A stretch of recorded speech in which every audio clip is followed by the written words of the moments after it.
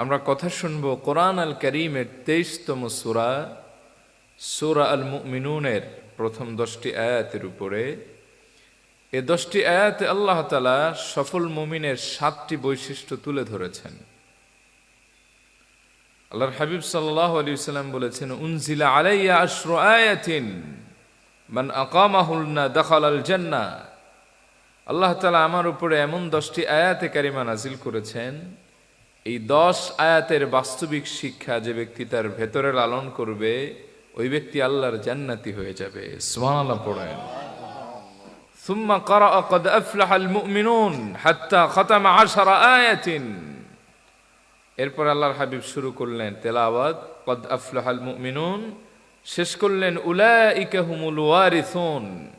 এই 10টি আয়াত, এই 10টি আয়াতে আল্লাহ তাআলা সফল মুমিনের 7টি সিম্বল, আলামত উল্লেখ করেছেন। আমরা এই বিষয়ে কথা শুনবো ইনশাআল্লাহ। তা আমি একটু টেস্ট করি, আমরা কথা শুনবো কোরআন শরীফের কয় নম্বর সূরা থেকে? সূরার নাম, কয় আয়াতের উপরে কথা শুনবো? এখানে কয়টা মুমিনের গুণ বলা হয়েছে? মাশাআল্লাহ। রব্বুল আলামিন বলেন, قد أفلح المؤمنون الذين هم في صلاتهم خاشعون। সফল হয়ে গিয়েছে মুমিনরা, আলটিমেট সাকসেস মুমিনদের, চূড়ান্ত সফলতা মুমিনের জন্য। তবে সেই সব মুমিনের 1 নম্বর গুণ হলো আল্লাযীনা হুম ফি সালাতিহিম খাশিউন, যারা তাদের নামাজে বিনয়ী, খুশু খুদুর সঙ্গে সালাত আদায় করে, তাড়াহুড়ো নিয়ে সালাতে দাঁড়ায় না, দুনিয়ার আকর্ষণ নিয়ে নামাজে দাঁড়ায় না, দুনিয়ার খেয়াল নিয়ে নামাজে দাঁড়ায় না। চূড়ান্ত ভয় আর বিনয়ের সাথে যারা রব্বুল আলামিনের সামনে দাঁড়ায়, এই মুমিনরাই হচ্ছে সফল কাম। সুবহানাল্লাহ। কিন্তু আমার দেশের মুসলমানদের আছে তাড়াহুড়া, আমার দেশের মুসলমানদের আছে দুনিয়াবি চিন্তা নিয়ে সালাত, ঘন্টার পর ঘন্টা চায়ের দোকানে কাটিয়ে দেয়, এতে কোনো সমস্যা হয় না। কিন্তু জুমার দিন মসজিদে ইমাম সাহেবের বক্তব্য 2 মিনিট লম্বা হলে বহু মানুষ ইমাম সাহেবের চোখ রাঙায়, এরকম বেয়াদব সমাজে আছে না? কিয়ামতে আল্লাহ এটা বলবেন না, বান্দা কত হাজার রাকাত নামাজ পড়েছে এটা গণনা করো। বলা হবে মিজানের পাল্লায় ওজন দাও। তখন দেখা যাবে কারো 200 রাকাত নামাজের চাইতে কারো 20 রাকাত নামাজের পাল্লাটা আল্লাহর কাছে ভারী, ঠিক কিনা? এজন্য আল্লাহর হাবিব বলেছেন, মা মিন আহাদিন ইয়াতাওয়াদ্দাউ ফায়ুহসিনুল উদুয়া ওয়া ইউসাল্লি রাকআতাইন ইউকবিলু বিকলবিহি ওয়া ওয়াজহি আলাইহিমা ইল্লা ওয়াজাবাত লাহুল জান্নাহ। তোমাদের কেউ যদি সুন্দর করে ওযু করার পরে একাগ্র চিত্তে, একনিষ্ঠ হৃদয়ে মাত্র 2 রাকাত আল্লাহ রাব্বুল আলামিনের সন্তুষ্টির জন্য নামাজ পড়ে, ইল্লা ওয়াজাবাত লাহুল জান্নাহ, এই 2 রাকাত নামাজ আদায়ের কারণে আল্লাহর জান্নাত তার জন্য ওয়াজিব হয়ে যাবে। এজন্য মুমিনরা যখন নামাজে দাঁড়ায় তাড়াহুড়ো করে না। পক্ষান্তরে মুনাফিক যখন নামাজে দাঁড়ায়, তার নামাজের ভেতরে তাড়াহুড়া আছে না নাই? রব্বুল আলামিন বলেন, ওয়াইযা কামু ইলাস সালাতি কামু কুসালা ইউরাউনান নাস। মুনাফিক যখন নামাজে দাঁড়ায়, হেয়ালিপনা নিয়ে দাঁড়ায়, একেবারে আকর্ষণহীন ভাবে দাঁড়ায়। একদিকে কিবলা, তার চেহারা থাকে আর একদিকে।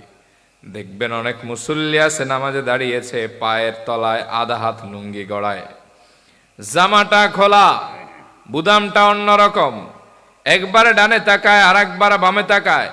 ইমাম সাহেবের তেলাওয়াতের দিকে তার কোনো ভ্রুক্ষেপ নাই, নামাজে তার আকর্ষণ নাই। আল্লাহ বলেন, এই নামাজ মুমিনের নামাজ না, এটা হলো মুনাফিকের নামাজ। ওয়াইযা কামু ইলাস সালাতি কামু কুসালা ইউরাউনান নাস। মুনাফিক যখন নামাজে দাঁড়ায়, মনে হয় যেন তাকে জোর করে দাঁড় করানো হয়েছে, মনে হয় এটা চাপিয়ে দেওয়া হয়েছে, নামাজে তার কোনো আকর্ষণ থাকে না। আর মুমিন যখন নামাজে দাঁড়ায়, চূড়ান্ত ভয় নিয়ে আল্লাহর সামনে দাঁড়িয়ে যায়। সুবহানাল্লাহ। এইসব নামাজীদের নামাজ তার চরিত্র বদলায় না। এইসব নামাজ ওই নামাজিকে কখনো উন্নত মুমিন বানায় না, কারণ তার নামাজই তার জন্য ধ্বংসের কারণ হয়ে যায়। রব্বুল আলামিন বলেন, ফাওয়াইলুল লিল মুসাল্লিন আল্লাযীনা হুম আন সালাতিহিম সাহুন আল্লাযীনা হুম ইউরাউনা ওয়া ইয়ামনাউনাল মাউন। ধ্বংস সেই সব নামাজীদের জন্য যারা তাদের নামাজের ভেতর উদাসীন, কি পড়ে তা খেয়াল করে না, নামাজের প্রতি তার কোনো আকর্ষণ থাকে না, মনটা থাকে আর এক দিকে। আল্লাহ বলেন, এই নামাজ আমার জন্য হয় না, এই নামাজ হয় লোক দেখানো। আমাদের সমাজে এরকম মুসল্লি আছে না নাই? কথা কন না কেন? কম নাকি বেশি? 29 দিন হামিলুল কোরআন হাফেজ সাহেব তারাবি পড়িয়েছে এক টাইমে। একদিন যদি 2-3 মিনিট লম্বা হয়ে যায়, সালাম ফেরানোর পরে মসজিদ মাছের বাজারে রূপান্তরিত হয়। এরকম আছে না নাই? আবার দেখবেন ইমাম সাহেবের তেলাওয়াত আর রুকু লম্বা হয়ে গেলে পেছন থেকে কাশি দিয়া হুইসেল দেয়। সাহাবাগল আছে না আপনার এলাকা? আছে না? দুনিয়ার সব তাড়াহুড়ো নিয়ে দাঁড়ায়। এই তাড়াহুড়োর নামাজ মানুষের চরিত্র বদলায় না। আল্লাহ বলেছেন, ইন্নাস সালাতা তানহা আনিল ফাহশাই ওয়াল মুনকার, নিশ্চয়ই নামাজ অশ্লীল এবং খারাপ কাজ থেকে নামাজিকে ফিরিয়ে রাখে। কিন্তু আমরা দেখি 50 বছর ধরে নামাজ পড়ে কপালের ভেতরে কালো দাগ বানিয়েছে। আবার হজ উমরা করে বছরের পর বছর, কিন্তু সুদের ব্যবসা রমরমা, এরকম ডাকাত আছে না নাই? আবার দেখবেন নামাজে পড়ে রোজাও রাখে, ঘুষ খায় পেট বানাইছে পটকা মাছের সাইজ। আবার দেখবেন নামাজে পড়ে রোজাও রাখে, জেনা ব্যভিচার আর মিথ্যা কথায় নাম্বার 1। তাহলে নামাজির চরিত্র বদলায় না, কারণ কি? এর কারণ সে নামাজ পড়েছে দুনিয়ার আকর্ষণ নিয়ে, নামাজ পড়েছে লোক দেখানো, বিনয়ের সাথে পড়ে না, এই জন্য তার চরিত্র বদলায় নাই। ঠিক কিনা? সেই রিওয়ায়াতের বর্ণনা, আল্লাহর হাবিব মসজিদে নববী শরীফে প্রবেশ করলেন। এক লোককে নামাজ পড়তে দেখে তিনি অপেক্ষা করলেন যে নামাজটা শেষ হোক। আল্লাহর হাবিব তারা ডেকে বললেন, ও মিয়া, তুমি এতক্ষণ কি পড়লা? বলে, ও নবী, আমি নামাজ পড়েছি, নামাজ। নবীজি বললেন, এটা তোমার নামাজ? বলে, হ্যাঁ। আল্লাহর হাবিব বললেন, ইরজি ফাসাল্লি ফাইন্নাকা লাম তুসাল্লি, যাও আবার নামাজ পড়ে আসো, আসলে তুমি নামাজই পড়ো নাই। লোকটা দ্বিতীয়বার নামাজ পড়ে এসেছেন। নবীজি বললেন, এবারও কি নামাজ পড়ছো? বলে, হ্যাঁ। ইরজি ফাসাল্লি ফাইন্নাকা লাম তুসাল্লি, যা বেটা ভাগ, আবার নামাজ পড়ে আয়। কি নামাজ পড়লি? فقال له صلى الله عليه وسلم 3 مرات, 3 বার আল্লাহর হাবিব তাকে একই কথা বললেন। এরপরে বললেন, আল্লাযী বাআসাকা বিল হক, ও নবী, আল্লাহর নামের কসম করে বলি, যিনি আপনাকে সত্য নবী হিসেবে পাঠিয়েছেন, এর চাইতে ভালো নামাজ আর আমি জানি না। নবীজি বলেন, ও যদি তাই হয়, সল্লু কামা রাআইতুমুনি উসাল্লি, এবার আমি নবী যেভাবে নামাজ পড়ি সেভাবে তুমি দেখে দেখে নামাজ শেখো আর নামাজ পড়ো। সুবহানাল্লাহ।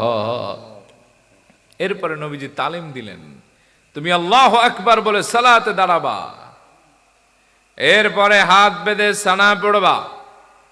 সানা পড়ার পরে তুমি নামাজের ভেতরে সূরা ফাতিহা স্টার্ট করবা। এরপরে কোরআন শরীফের সবচাইতে তোমার জন্য সহজ যেই সূরা, এই সূরাটা পড়বা। এরপরে রুকুতে যাবা, কিছু সময় বিনয়ের সাথে কাটাবা, তাড়াহুড়া করবা না।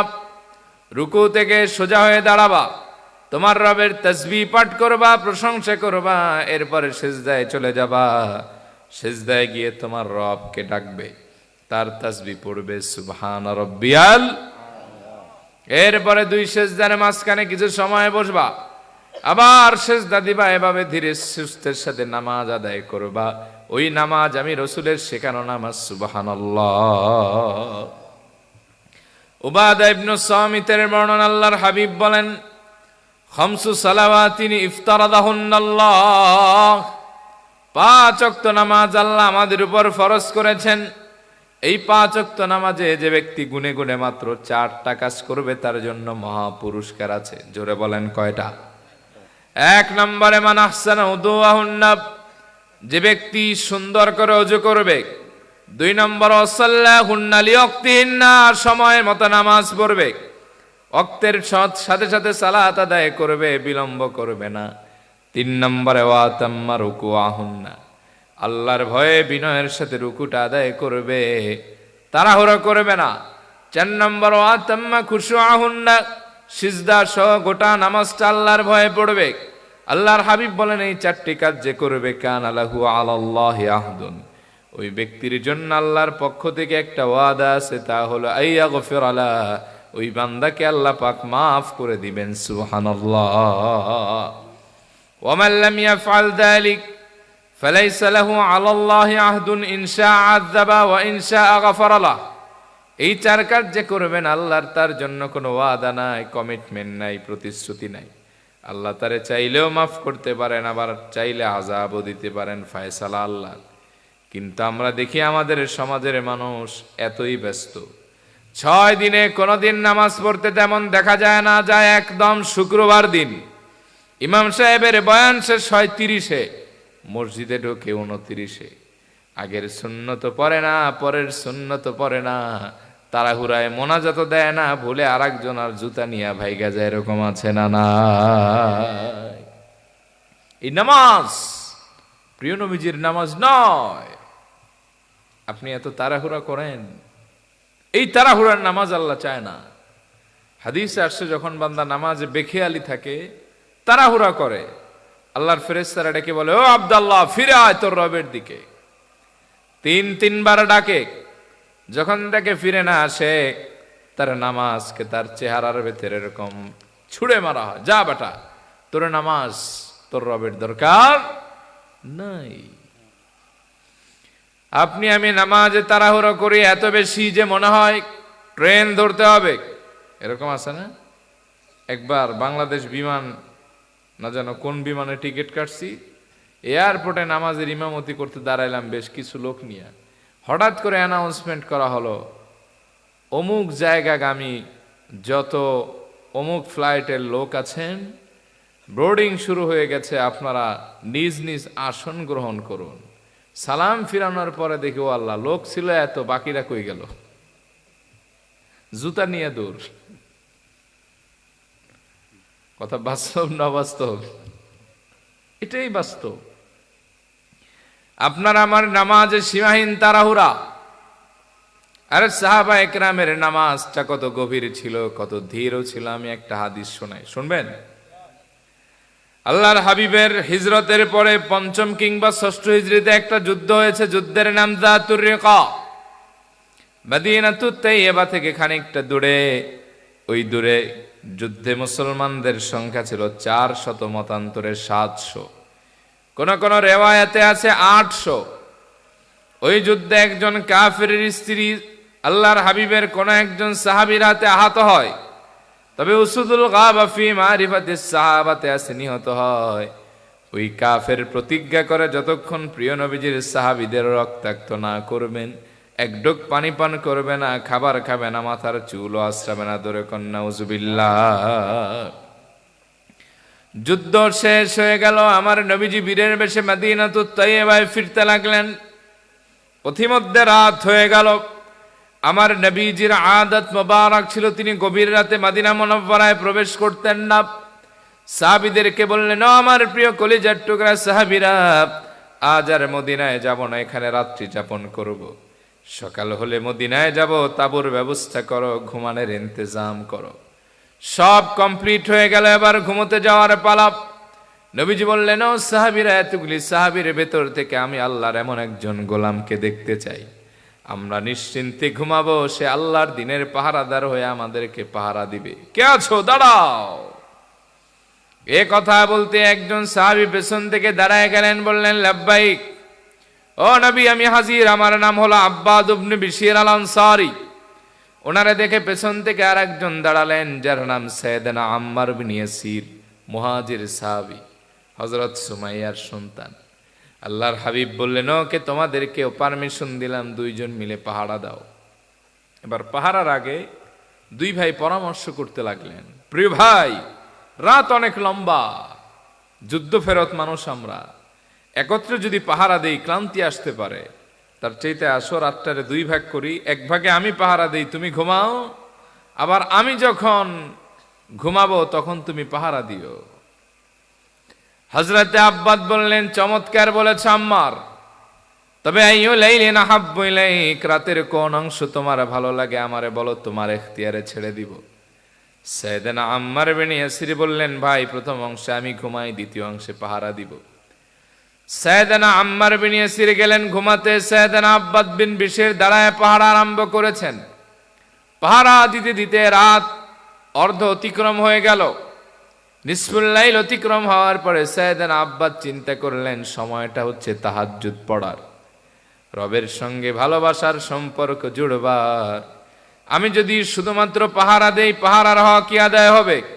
তার চাইতে আমি দাঁড়িয়ে দাঁড়িয়ে যদি গোটা রাত্র সালাত আদায় করি, কোরআন তেলাওয়াত করি, একদিকে পাহারার হক আদায় হবে, আর একদিকে রবের সঙ্গে আমার তাহাজ্জুদ পড়ে একটা বন্ধুত্বপূর্ণ সম্পর্ক হয়ে যাবে। এই ভেবে সাইয়েদনা আব্বাদ তার কণ্ঠস্বরকে উন্মুক্ত করে গলার আওয়াজকে ছেড়ে দিয়ে সূরা কাহাফ তেলাওয়াত করতে লাগলেন। তার আকর্ষণীয় মোহনীয় তেলাওয়াতে আসমান জমিন মুখরিত হতে লাগলো। সেই বুখারীর বর্ণনা, আম্মাজান আয়েশার ঘরে আল্লাহর হাবিব একবার আরাম ফরমাচ্ছিলেন। আম্মাজানের কোলে মাথা মোবারক রেখে হঠাৎ করে শুনতে পেলেন কে যেন সূরা কাহাফ তেলাওয়াত করে। প্রিয় নবীজি সেই তেলাওয়াতে এতটাই বিমুগ্ধ হলেন, নবীজি বললেন, আহাদা সৌত আব্বাদিয়া আয়েশা, ও আয়েশা, এটা কি আমার প্রিয় সাহাবী আব্বাদ বিন বিশরের গলার আওয়াজ নাকি? তিনি বললেন, নাম হাদা সৌত আব্বাদ, ও আল্লাহর হাবিব, এটা আপনার প্রিয় সাহাবী আব্বাদের গলার আওয়াজ। নবীজি এত খুশি হলেন, দোয়া করলেন, আল্লাহুম্মা গফির লাহ, ও আল্লাহ আপনি আমার আব্বাদকে মাফ করে নিষ্পাপ বানিয়ে দেন। সাইয়েদনা আব্বাদের তেলাওয়াতে আকাশ বাতাস মুখরিত হতে লাগলো। ওইদিকে প্রতিশোধ পরায়ণ কাফের স্ত্রী হত্যার বদলা নেওয়ার জন্য তীর আর ধনুক নিয়ে ছুটলেন মদিনার পানে। সাইয়েদনা আব্বাদের গলার আওয়াজ শুনে তিনি থমকে দাঁড়িয়ে গেলেন। এই জায়গায় তো তেলাওয়াতে কোরআনের আওয়াজ আসার কথা নয়, এটা তো ধুধু মরুভূমি। তাহলে আমার বুঝতে বাকি নাই, প্রিয় নবীজির সাহাবীরা তারা এই জায়গায় আছেন। কেউ এই রাত গভীর হওয়ার কারণে মদিনায় যায় নাই, আমারও সুযোগটা ভালো হলো, স্ত্রী হত্যার বদলা নিব। এই ভেবে কাফের সাইয়েদনা আব্বাদের কণ্ঠকে তালাশ করতে লাগলেন। একেবারে কাছাকাছি আসছেন, কেউ কাউরে দেখে না। সাইয়েদনা আব্বাদের গলার আওয়াজকে লক্ষ্য করে কাফের ধনুক থেকে একটা তীর ছুঁড়ে মারলেন। এই তীরটা ব্যর্থভাবে সোজা এসে সাইয়েদনা আব্বাদের সিনার ভেতরে ঢুকলো। এক পাশ থেকে আর এক পাশে তীরটা দেহটারে ভেদ করে বের হয়ে গেল। লাম ইয়াতাহাররাক ওয়া লাম ইয়াকতাইস সালাহ, বিষাক্ত তীর আল্লাহর হাবিবের সাহাবীর বুকটা ঝাঁঝরা বানিয়ে দিল। তাও সাহাবী এক চুল নড়লেন না, তেলাওয়াত বন্ধ করলেন না, নামাজও ছেড়ে দেন না। কাফের অবাক হয়ে ভাবলো, যেই তীর আমি মারলাম তীর তো লাগার কথা, কিন্তু চান্স হলো 50-50। তীর যদি লাগে নামাজ তো ছাড়বে, নামাজ তো ছাড়ে না, তাহলে মনে হয় তীর লাগে নাই। এই ভেবে দ্বিতীয় তীরটা মারলেন। সাইয়েদনা আব্বাদের সিনার ভেতরে সে সরাসরি তীরটা ঢুকলো, এক পাশ থেকে আর এক পাশে বের হয়ে গেল। লাম ইয়াকতা ওয়া লাম ইয়াতাহাররাক ওয়া হুয়া কানা ইউসাব্বিতু ফিস সালাহ। বিষাক্ত তীর প্রিয় নবীজির সাহাবীরে রক্তে রঞ্জিত করে গোটা শরীরটা স্নান করে দিয়েছে। তাও প্রিয় নবীজির সাহাবী নামাজ থেকে একটু নড়েন নাই, চড়েন নাই, ডানে বামেও তাকান নাই, কোনো শব্দ না করে সীসা ঢালা প্রাচীরের ন্যায় আল্লাহর সামনে দাঁড়ায় রইলেন। সুবহানাল্লাহ। কাফের অবাক হয়ে গেলেন, একটা না দুইটা তীর মারলাম, আমার তো মন বলে তীর লেগেছে, লাগলে তো নামাজ ছাড়বে, তাও তো ছাড়ে না, দুইটা তীর মেরে ব্যর্থ হলাম। এবার ক্ষুব্ধ হয়ে তৃতীয় তীরটা এমন ভাবে মারলেন, সোজা সাইয়েদনা আব্বাদের বুকটা ঝাঁঝরা করে এক পাশ থেকে আর এক পাশে তীরটা বের হয়ে গেছে। তাও প্রিয় নবীজির সাহাবী নামাজ ছাড়লেন না, ইতমিনানে কলবের সঙ্গে ধীরে সুস্থে নামাজ শেষ করলেন। দুদিকে সালাম ফিরালেন। পাশের ঘুমন্ত সাহাবী সাইয়েদনা আম্মার বিন ইয়াসিরকে ডাক দিলেন, বললেন, ভাই আম্মার, জলদি জাগো, মন বলে আর বেশিক্ষণ বাঁচব না, রবের ডাকে সাড়া দিয়ে পরপরে চলে যাব। সাইয়েদনা আম্মার বিন ইয়াসির জেগে গেলেন, চারদিকে শোরগোল পড়লো। সাহাবীরা চতুর্দিক থেকে তাকে জড়ো করে ধরলেন। সাহাবীরা বললেন, ভাই আব্বাদ, গভীর রাতে নামাজে দাঁড়িয়েছিলে বুঝি? সাইয়েদনা আব্বাদ বললেন, কি করব, পাহারা দিতে দিতে ভালো লাগতেছিল না, নামাজে দাঁড়িয়েছিলাম। সাহাবীরা বললেন, সবই তো বুঝলাম, প্রথম তীরে যখন খেলে নামাজ কেন ছাড়লে না? তাহলে তো আর বাকি দুইটা তীরে লাগতো না। সাইয়েদনা আব্বাদ বললেন, শোনো নবীর সাহাবীরা, কাবার মালিক আল্লাহর নামের কসম করে বলি, খোলা আসমানের নিচে রাসূলুল্লাহর নূরময় কদম মোবারকের পাশে দাঁড়িয়ে গভীর রাতে সালাত আদায় করে এত মজা পাচ্ছিলাম, আল্লাহর প্রেমের ঢেউ অন্তরে এমন ভাবে জাগ্রত হচ্ছিল, কোন ফাঁকে যে আমার বুকটা ঝাঁঝরা করে তিনটা তীর এক পাশ থেকে আর এক পাশে চলে গেছে, একটু ব্যথাও পাই নাই, ভিন্ন কোনো অনুভূতিরও সৃষ্টি হয় নাই। সুবহানাল্লাহ। ও নবীর সাহাবীরা, শোনো শোনো, আমার জেহেনের ভেতরে যদি প্রিয় নবীজির আদেশের কথা মনে না হতো যে আল্লাহর হাবিব তিনি আমাকে দায়িত্ব দিয়েছেন পাহারা, এই মুহূর্তে আমার শাহাদাত নসিব হলে নবীজির আদেশ অমান্য হবে আর সাহাবীদের জীবনটা ঝুঁকির ভেতরে পড়ে যাবে। খোদার কসম, এই চিন্তা যদি নামাজের ভেতরে না আসতো, জায়গায় শাহাদাত বরণ করলেও নামাজ ছাড়াতাম না, নামাজে এত মজা লাগতেছিল। সুবহানাল্লাহ। তাদেরও নামাজ আর আমাদেরও নামাজ, তিনটা তীর খেয়ে সাহাবী শাহাদাত বরণ করেছেন, তাও নামাজ ছাড়েন নাই। আর আমাদের তেলাওয়াত একটু লম্বা হয়ে গেলে পরের দিন ইমাম সাহেবের বিরুদ্ধে সমালোচনা শুরু হয়ে যায়, ঠিক কিনা? যে রাসূলের কোনো খতা ছিল না, যিনি ছিলেন মাসুম, সেই নবীর নামাজ কেমন ছিল, সেই বুখারীর বর্ণনা। আম্মা জান আয়েশা বলেন, আন্না নবী সাল্লাল্লাহু আলাইহি ওয়াসাল্লাম কানা ইয়াকুমু ফিল লাইল হাত্তা তাতাফাত্তারু কদামা। আম্মা জান আয়েশার বর্ণনা, বুখারীর হাদিস। আমার প্রিয় রাসূল যখন গভীর রাতে সালাতে দাঁড়াতেন, নবীজির নামাজটা এত লম্বা সময় ধরে হতো, এত ধীর স্থিরতার সাথে নামাজে পড়তেন, নবীজির পায়ের গোড়ালি মোবারক ফুলে ফেপে যেত। সুবহানাল্লাহ। আম্মা জান আয়েশা বললেন, লিমা তাসনাউ হাদা, ও নবী, আপনি এত কষ্ট করেন কেন? ওয়াকাদ গাফারাল্লাহু লাকা মা তাকদ্দামা মিন যামবিকা ওয়া মা তাআখার, আল্লাহ তো আপনার পূর্বের পেছনের খতা মাফ করে দিয়েছেন। নবীজি বললেন, আফালা উহিব্বু আন আকুনা আবদান শাকুরা, ও আয়েশা, তুমি কি চাও না আমি আল্লাহর কাছে একজন শুকরগুজারি বান্দা হয়ে যাই? আয়েশা রে, গভীর রাতে সালাতে দাঁড়িয়ে সেজদা করে শুকরগুজারি বান্দা হতে আমার বড় ভালো লাগে, তুমি আমারে বাধা দিও না। সুবহানাল্লাহ। ভিন্ন বর্ণনায় আল্লাহর হাবিব বলেন, হুব্বিবা ইলাইয়ান নিসাউ ওয়াত-তিব ওয়াজআলাত কুররাতু আইনি ফিস সালাত, আল্লাহ আমার কাছে আমার স্ত্রীদেরকে প্রিয় করে তুলেছেন, আমার কাছে সবচাইতে প্রিয় জিনিস হলো সুগন্ধি। ওয়াজআলাত কুররাতু আইনি ফিস সালাত, আর আমি রাসূল যখন নামাজে দাঁড়াই, নামাজের ভেতরে আমার চোখের শীতলতা, অন্তরের প্রশান্তি রাখা আছে। অশান্ত হৃদয় নিয়ে নামাজে দাঁড়ালে চক্ষু আর কলিজা দুইটাই শীতল হয়ে যায়। সুবহানাল্লাহ পড়েন। এই জন্য তাড়াহুড়া ছাড়তে হবে, নামাজ ধীর স্থিরতার সাথে পড়তে হবে। এজন্য যারা অন্তরে বিভিন্ন অশান্তি নিয়ে ঘুরেন, 2 রাকাত নামাজ পড়ে দেখবেন হৃদয়ের ভেতরে শান্তি পাবেন। কি পাবেন না? পাবেন। তবে সেটা হবে বিনয়ের সাথে। অশান্তি যখন আপনাকে ঘিরে ধরবে, অশান্তির দাবানল যখন আপনাকে পুড়ে ছারখার বানিয়ে দিবে, কোথাও শান্তি পাচ্ছেন না, ওযু করে সালাতে দাঁড়িয়ে যান, সেজদায় লুটিয়ে পড়েন, রবকে মনের কথা বলেন, দেখবেন এক মুহূর্তে আল্লাহ আপনার অশান্ত হৃদয়টারে শান্ত বানায় দিবেন। সুবহানাল্লাহ পড়েন। সাধারণ পাবলিকের কথা কি বলবো, আমাদের ইমামদেরও দোষ আছে। অনেক জায়গায় আল্লাহু আকবার বলে হাত বাঁধার আগে তার সানাও শেষ, মালিক ইয়াউমিদ্দিনও শেষ। আছে না নাই? আবার আমরা রুকুতে যাওয়ার আগে তার সেজদায় যাওয়া শেষ। আমাদের এক তাসবিহ হয় না, তার আর এক সেজদা রেডি, এরকম আছে না নাই? কথা কন না কেন? মাতুন না কেন? চাবল ঠিক নি? আছে না নাই? আহা, নামাজ এটারই যদি আপনি ঠিকঠাক না পড়তে পারেন তাহলে আপনি ব্যর্থ। আল্লাহর হাবিব বলেছেন, তোমরা জানো সবচেয়ে নিকৃষ্ট চোর কে? সাহাবীরা বলেছেন কে?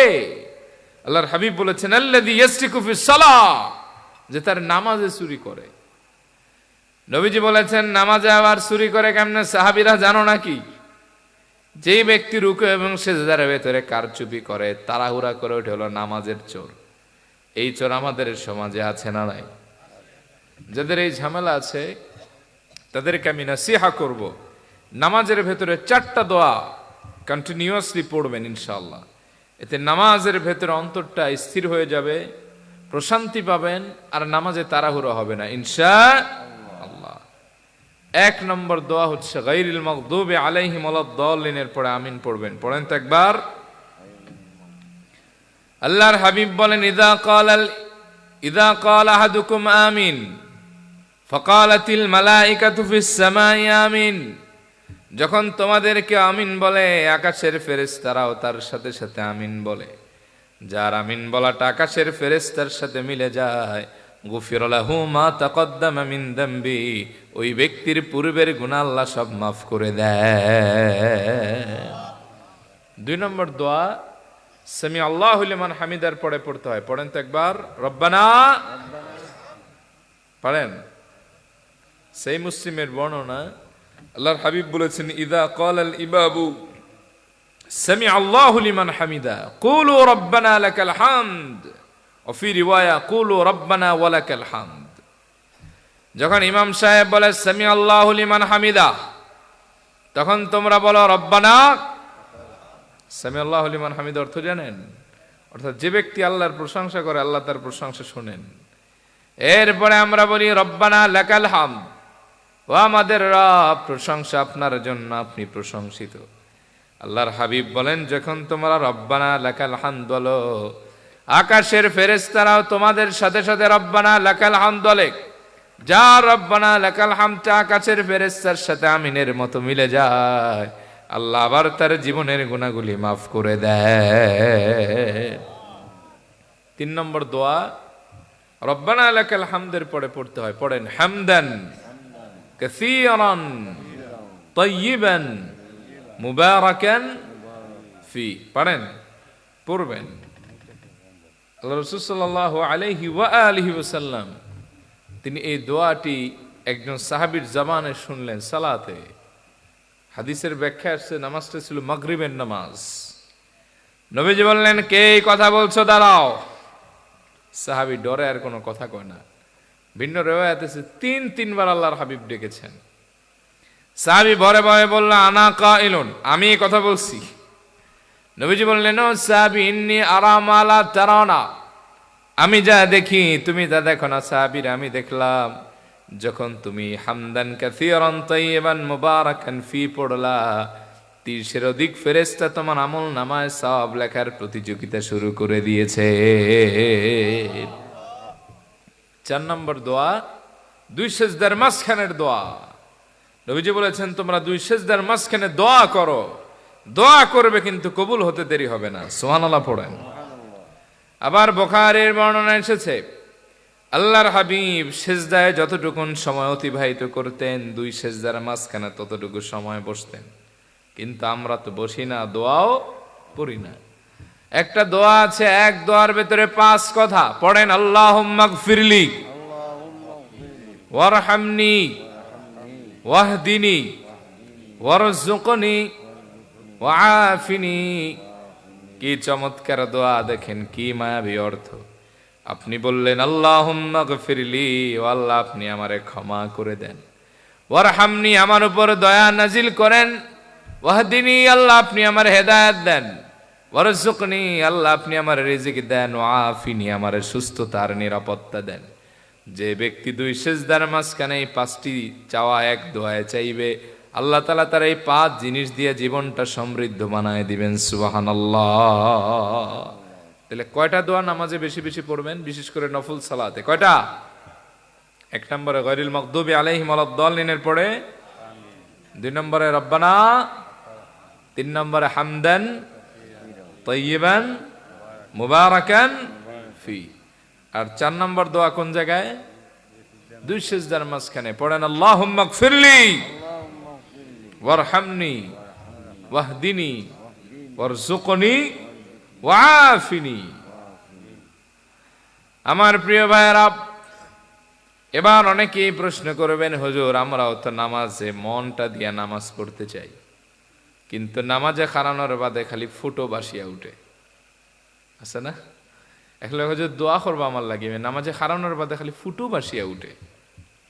আমি তখন বুঝছি না তাই নকিতা মাত্রা, পরে আমি বুঝলাম যে আসলে তিনি বুঝাতে চেয়েছেন, তিনি যখন নামাজে দাঁড়ান নানান কথা ওনার মনে পড়ে।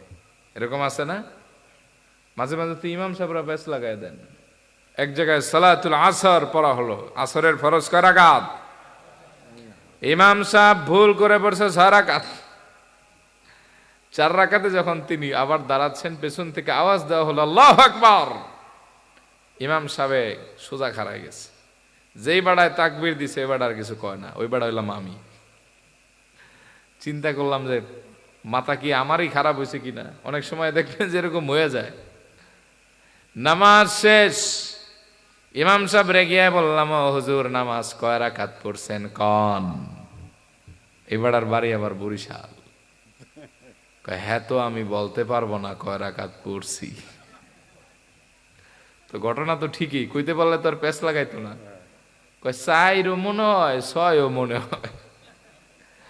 এবার মসজিদে লাগছে ঝামেলা, এক দলে কয় 4 আর এক দলে কয় 6। এক লোক মাঝখান দিয়ে দাঁড়ায়, আমি কইতে পারি কয় রাকাত পড়ছেন। কেমনে? ঘড়ির সাথে টাইম মিলাইলাম, রেজাল্ট বাই করে নিয়ে আসলাম। বলে কেমনে? বলে আমাদের ইমাম সাহেবের জিন্দিগিতে আসরের নামাজ পড়তে 6-7 মিনিটের বেশি লাগছে বলে আমরা দেখি নাই। ঘড়ি বলতেছে 12 মিনিট পার হয়ে 13 মিনিট লাগতেছে, তাহলে খোদার কসম 6 রাকাতই পড়ছে। ভাগ্য ভালো ঘড়ি ছিল। এরকম সমাজে আছে না নাই? ইমাম সাহেবের এই দশা খারাপ, তো মুসল্লির অবস্থা কি হবে?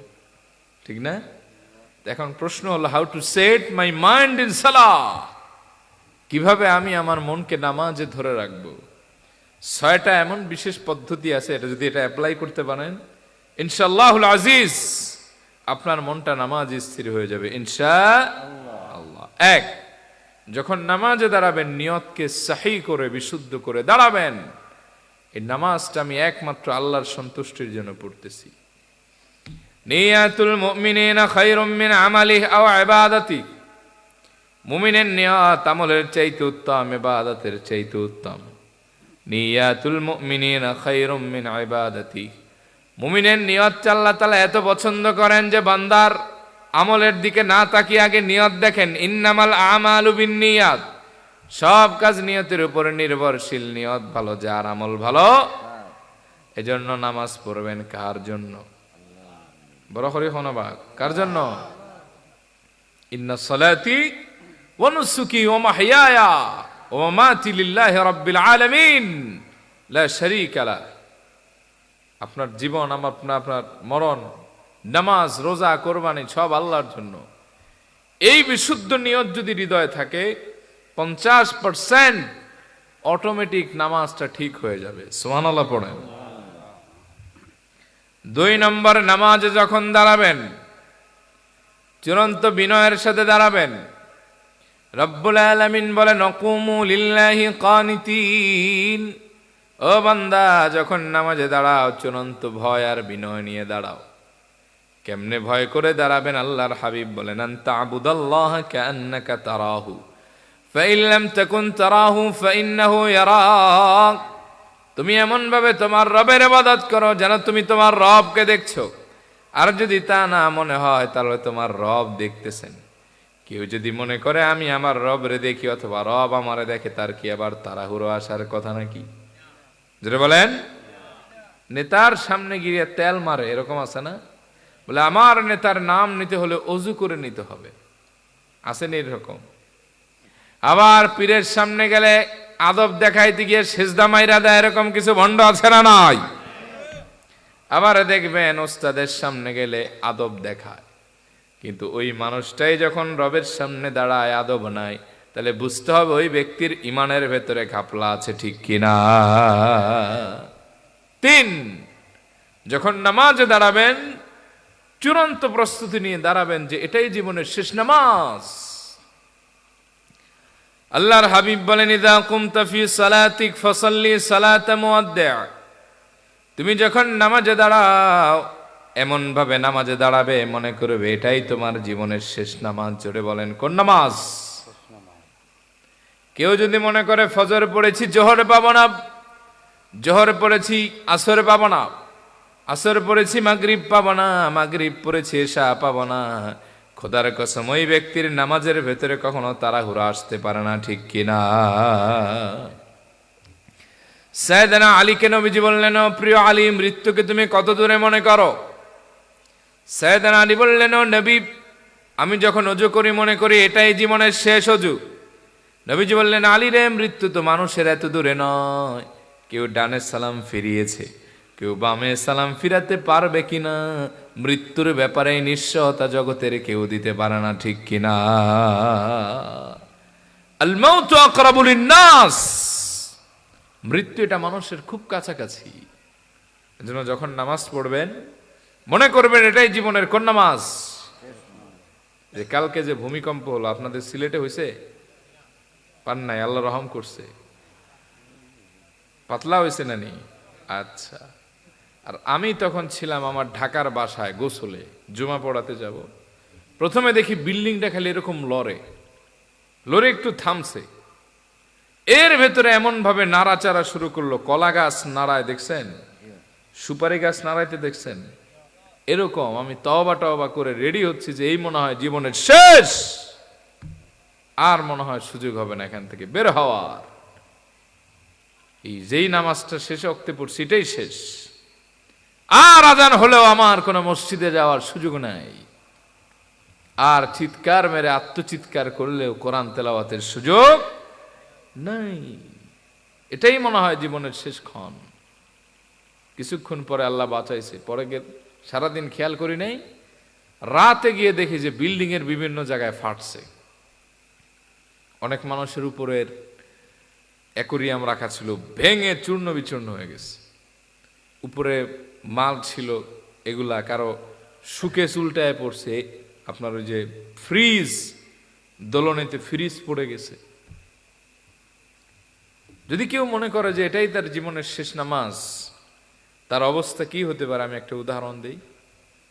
মনে করেন এখন বাজে 8:30, 9টায় কারো ফাঁসি হবে, হাতে আছে কয় minute? You will stay in this world only 30 minutes. 30 minute বাজবা। যদি মন চায় শেষ নামাজ পড়ো, একদিকে তারা ফাঁসির রশি আর একদিকে জীবনের শেষ নামাজ, ওই ব্যক্তির অবস্থাটা কি হবে? দুনিয়ার কোনো আকর্ষণই থাকবে না। এই যে কালকে ভূমিকম্পে যারা দৌড় দিছিল ঘর থেকে কিছু নিতে পারছে? হ্যাঁ, এক ভিডিওতে দেখলাম এক লোক ছেলেরে রাইখা দৌড় দিয়েছে। যুগান্তরের নিউজ দেখলাম সম্ভবত, যে বৃদ্ধ বাবারে নিয়ে আসছিলেন হাসপাতালে, ওয়ার্ডে বাপরে ফালাইতে পোলা ভাগছে। সুযোগ আছে কোনো? একদিকে তার ফাঁসির রশি, আর একদিকে জীবনের শেষ নামাজ। ওই ব্যক্তির অন্তরে আর দুনিয়া নাই, আছে তার রব। তিনি যখন ওযু করবেন এই ওযুর মতো দামি ওযু আর হবে না। নামাজে যখন দাঁড়াবেন এর চাইতে বিশুদ্ধ নিয়ত মনে হয় আর হতেই পারে না। সূরা ফাতিহা পড়তে পড়তে কান্নায় ভেঙে পড়বেন, রুকুতে গিয়ে আর উঠতে মন চাইবে না, সিজদায় গিয়ে চোখের পানিতে জায়নামাজ ভিজাবেন, আর দেখা যাবে এই 2 রাকাত নামাজ পড়তে পড়তে তার গোটা সময়টাই শেষ, কারণ এটাই তার শেষ নামাজ, আর সুযোগ হবে না, ঠিক কিনা? এজন্য নবীজি বলছেন, ইদা কুমতা ফি সালাতিক ফাসাল্লি সালাতা মুআদ্দিয়া। তুমি যখন নামাজে দাঁড়াও মনে করবে এটাই তোমার জীবনের শেষ নামাজ। 4 নাম্বার, যাক্কির আল মাউত আনতা ফিস সালাহ। তুমি যখন নামাজে দাঁড়াবে দাঁড়িয়ে দাঁড়িয়ে মৌতের কথা চিন্তা করবে, এতে তোমার মনটা স্থির হয়ে যাবে। কখনো ভাবছেন নামাজে দাঁড়ায় মৌতের কথা? কখনো কোনোদিন ভাবছেন বিছানায় গিয়া মাথা লাগিয়ে আয় হায় আর কয়দিন, আর কয়দিন? আমি আমার জীবনে ভয়াবহ অ্যাক্সিডেন্ট করছি 3 বার। একবার আমার ফ্যামিলি সহ, 2 বার আমি নিজে। 2জন মানুষও মারা গেছে একবার। মাঝে মাঝে সেই দৃশ্যগুলি চোখের সামনে ভাসলে রাতের ঘুম হারাম হয়ে যায়। 2021-এ যদি আমি মারা যেতাম, অলরেডি 5 বছরের কাছাকাছি হয়ে যেত। কখনো ভাবছেন নামাজে দাঁড়ায় একাকি ভাইবে দেখেন, যাক্কির আল মাউত ওয়া আনতা ফিস সালাহ। তুমি নামাজে দাঁড়িয়ে মৌতের কথা একবার ভেবেই দেখো, তাড়াহুড়া কখনো আসবে না। মুতু ক্বাবলা আন তামুতু, মরার আগে একবার মরে দেখেন তো কেমন হবে। এই কয়েকটা মিনিট দিলের কান লাগান। আপনাদের এটা হলো বিয়ানীবাজার থানা না? জায়গার নাম হলো মাটিজোড়া। আমার বাড়ি এখান থেকে সিলেট কয় কিলো? 30 কিলো হবে না? 45। ওইখান থেকে ঢাকা ধরেন 230, অলমোস্ট 270 কিলো। ঢাকা থেকে আমার বাড়ি মিনিমাম হলো 130-40 কিলো হবে। তার মানে ধরেন 400 কিলোমিটার দূরে আমার বাড়ি এখান থেকে।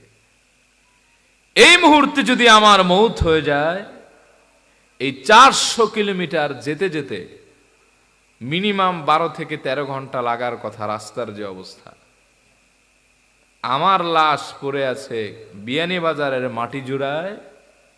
এখনো আমার লাশ যায় নাই, খবর হয়েছে মাত্র। ধরেন এখন 20 মিনিটের ভেতরে সিদ্ধান্ত হয়ে যাবে কয়টায় জানাজা দেওয়া যায়, কোন জায়গায় আমার কবর হবে। এত রাতে হয়তো কাফনের কাপড় পাওয়া যাওয়ার কথা না, দোকান বন্ধ, কিন্তু এমনি এমনি দেখবেন যে অটোমেটিক রেডি হয়ে যায়। কেউ হয়তো হজ করে আসছিলেন, এহরামের কাপড়টা রেখে দিচ্ছেন যত্নে, মারা গেলে ওই কাপড়টা দিয়া নিজের কাফন দিবেন। কিন্তু এত রাতে আমার জানাজার জন্য তো কাপড় লাগবে, দাফনের জন্য তো সব ব্যবস্থা লাগবে। কোথায় পাবো এটা ভেবে একজন হয়তো কাফনের কাপড়ের জন্য এহরামটাই দিয়ে দিতে পারে। আমার লাশ এখনো যায় নাই, কিন্তু কবর কোথায় হবে জায়গাও ঠিক, কবর খরাও ঠিক। আমার লাশ যেতে দেরি, আর 4 তাকবীরের জানাজা শেষ হতে বেশি সময় লাগবে না। দুনিয়ার লেনদেন এখানেই সব শেষ, ঠিক কিনা? মাঝে মাঝে ভাববেন, তাহাজ্জুদে দাঁড়াবেন, 2 রাকাত নামাজ পড়বেন, 4 রাকাত পড়বেন, 6 রাকাত পড়বেন। একটু মিটি মিটি আলোতে চক্ষুটারে একটু বুঝে চিন্তা করবেন যে আয় হায় কি করলাম আমি আমার জীবনে। এই মুহূর্তে যদি আমি মারা যাই, আমার কি জবাব দেওয়ার মতো আছে? আমার আমল নামায় কি এমন আমল আছে যেটা আমি আল্লাহর সামনে দাঁড় করাতে পারি? কতটুকুন ভালো করলাম আর কতটুকু খারাপ করলাম, একটু চিন্তা করেন। এই দুনিয়ার মায়া জড়ায় কতটুকু খোয়ালাম আর কতটুকু রাখলাম, নাকি সব শেষ করে দিলাম? একটুখানি চিন্তা করেন, মনটা স্থির হয়ে যাবে। নামাজে চোখ বেয়ে বেয়ে পানি ঝরবে। দুনিয়াকে তখন তুচ্ছ মনে হবে। কুল মাতাউদ দুনিয়া কালিল, এই দুনিয়ার সময়টা হচ্ছে সামান্য, একটা সার্টেন পিরিয়ডের জন্য এটা। ইযা জাআ আজালুহুম লা ইস্তাখিরুনা সাআতাও ওয়া লা ইস্তাকদিমুন। যদি মৌতের সমন জারি হয়, 1 মুহূর্ত আগেও হবে না, 1 মুহূর্ত পরেও। এজন্য সাইয়েদনা আব্দুল্লাহ ইবনে ওমর বলেন, আখাযা রাসূলুল্লাহ সাল্লাল্লাহু আলাইহি ওয়াসাল্লাম বিমানকিবি আল্লাহর হাবিব একবার তার সোহাগ মাখা স্নেহ মাখা হাত আমার কাঁধের উপরে রাখলেন, এরপরে আমারে বললেন, কুন ফিদ দুনিয়া কাআন্নাকা গরীবুন আও আবিরু সাবিল। ও ইবনে ওমর, তুমি দুনিয়াতে এমন ভাবে বাঁচো যেন তুমি একজন মুসাফির অথবা একজন নিঃস্ব মানুষ। খবরদার দুনিয়ার মায়ায় জড়ায়ও না, দুনিয়ার ধোকায় পড়ো না, কারণ যে ব্যক্তি একবার দুনিয়ার ধোকায় পড়ে যায় তার দুনিয়াও চলে যায়, আখিরাতও চলে যায়, ঠিক কিনা? এরপরে তিনি নসিহত করলেই বলতেন, ইযা আমসাইতা ফালা তানতাযিরিস সাবাহ ওয়া ইযা আসবাহতা ফালা তানতাযিরিল মাসা। তুমি যদি সন্ধ্যা পাও তো সকালের আশা করো না, আর যদি সকাল পাও তো সন্ধ্যার আশা করো না। বহু মানুষ এশারের নামাজ পড়ে এক বুক আশা নিয়ে ঘুমাতে গিয়েছিল, কিন্তু ফজর হওয়ার আগে তার জানাজার সময় ঘোষণা হয়ে গেছে, এরকম আছে না? না। ওয়াইদা আসবাহতা ফালা তানতাযিরিল মাসা। তুমি যদি সকাল পাও তো সন্ধ্যার আশা করো না। কত মানুষ এমন দেখলাম, ফজর পড়লাম একসাথে, জোহর পড়বো আশাবাদী, কিন্তু জোহর হওয়ার আগে তার জানাজার সময় ঘোষণা হয়েছে বাদ জোহর তার জানাজা। মাঝে মাঝে ভাববেন, মনটা নামাজে স্থির হয়ে যাবে। 5 নম্বর, যখন নামাজে দাঁড়াবেন দৃষ্টিটা, চোখটা সিজদার জায়গায় রাখবেন, নামাজের ভেতরে রাখবেন। আল্লাহর হাবিব বলেন, লা ইয়াজালুল্লাহু আযজা ওয়া জাল্লা মুকবিলান আলাল আবদি ফি সালাতিহি মা লাম ইয়ালতাফিত ফাইযা সারাফা ওয়াজহু সারাফা আনহু। নবীজি বলেন, যখন তোমরা কেউ নামাজে দাঁড়াও তখন যেন চোখটা সিজদার জায়গায় নামাজের ভেতরে রাখে, কারণ বান্দা যতক্ষণ সিজদার জায়গায় তার চোখ রাখে আল্লাহ ততক্ষণ বান্দার উপর তার রহমত ফেলতে থাকেন। ফাইদা সারাফা ওয়াজহু, বান্দা যখন তার চেহারাটা ঘুরিয়ে নেয় সিজদার জায়গা থেকে, উনসারাফা আনহু, আল্লাহ তাআলা তার নিজের রহমতের দৃষ্টি উঠায় না। আর 6 নম্বর, যা পড়েন তা বুঝতে হবে। আমাদের তাড়াহুড়ার অন্যতম কারণ হলো আমরা কিছুই বুঝি না, এজন্য তাড়াহুড়া আসে। এক লোকে বলছিল, সৌদি আরবে গেছি, সবই আরবি, খালি 2টা জিনিস বাংলায় পাইলাম। কটা জিনিস? একটা হলো আজান আর একটা হলো নামাজ। এই 2টা জিনিস পাইলাম বাংলায়, আর সব হলো আরবি। আমরা না বোঝার কারণে চায়না ভাষাও যা, আরবি ভাষাও তা আমাদের কাছে। এজন্য ছোট্ট বই পাওয়া যায় নামাজ শিক্ষার, একটা কিনে নিবেন। সুন্দর সুন্দর দোয়া আছে, দেখবেন অর্থ দেওয়া আছে, কোনটার পর কোনটা বলতে হয় দেওয়া আছে। যখন জেনে শুনে নামাজ পড়বেন তখন, এখন ইমাম সাহেব দেরি করলে বিরক্ত লাগে, তখন ইমাম সাহেব যদি আস্তে আস্তে নামাজটা শর্ট করে তখন বিরক্ত লাগবে। আল্লাহ মাফ করুক, বোঝানোর জন্য বলতেছি। আমরা যারা টুকটাক কিছু বুঝার চেষ্টা করি, টুকটাক, আমরা এই যে হারামাইনে নামাজ পড়ি, অথবা আমার মসজিদে একজন ইমাম ছিলেন, এর আগে 2 জন ইমাম তো আমার মসজিদে, আমি যেখানে জুমা পড়াই, আব্দুল্লাহ মামুন হাফেজাহুল্লাহ, ভালো বিচক্ষণ আলেম। তো উনার তেলাওয়াত আমি পার্সোনালি খুব পছন্দ করতাম। আমি 2-1 সময় মাগরিব পর্যন্ত থাকতাম যে হুজুরের তেলাওয়াত শুনে যাই।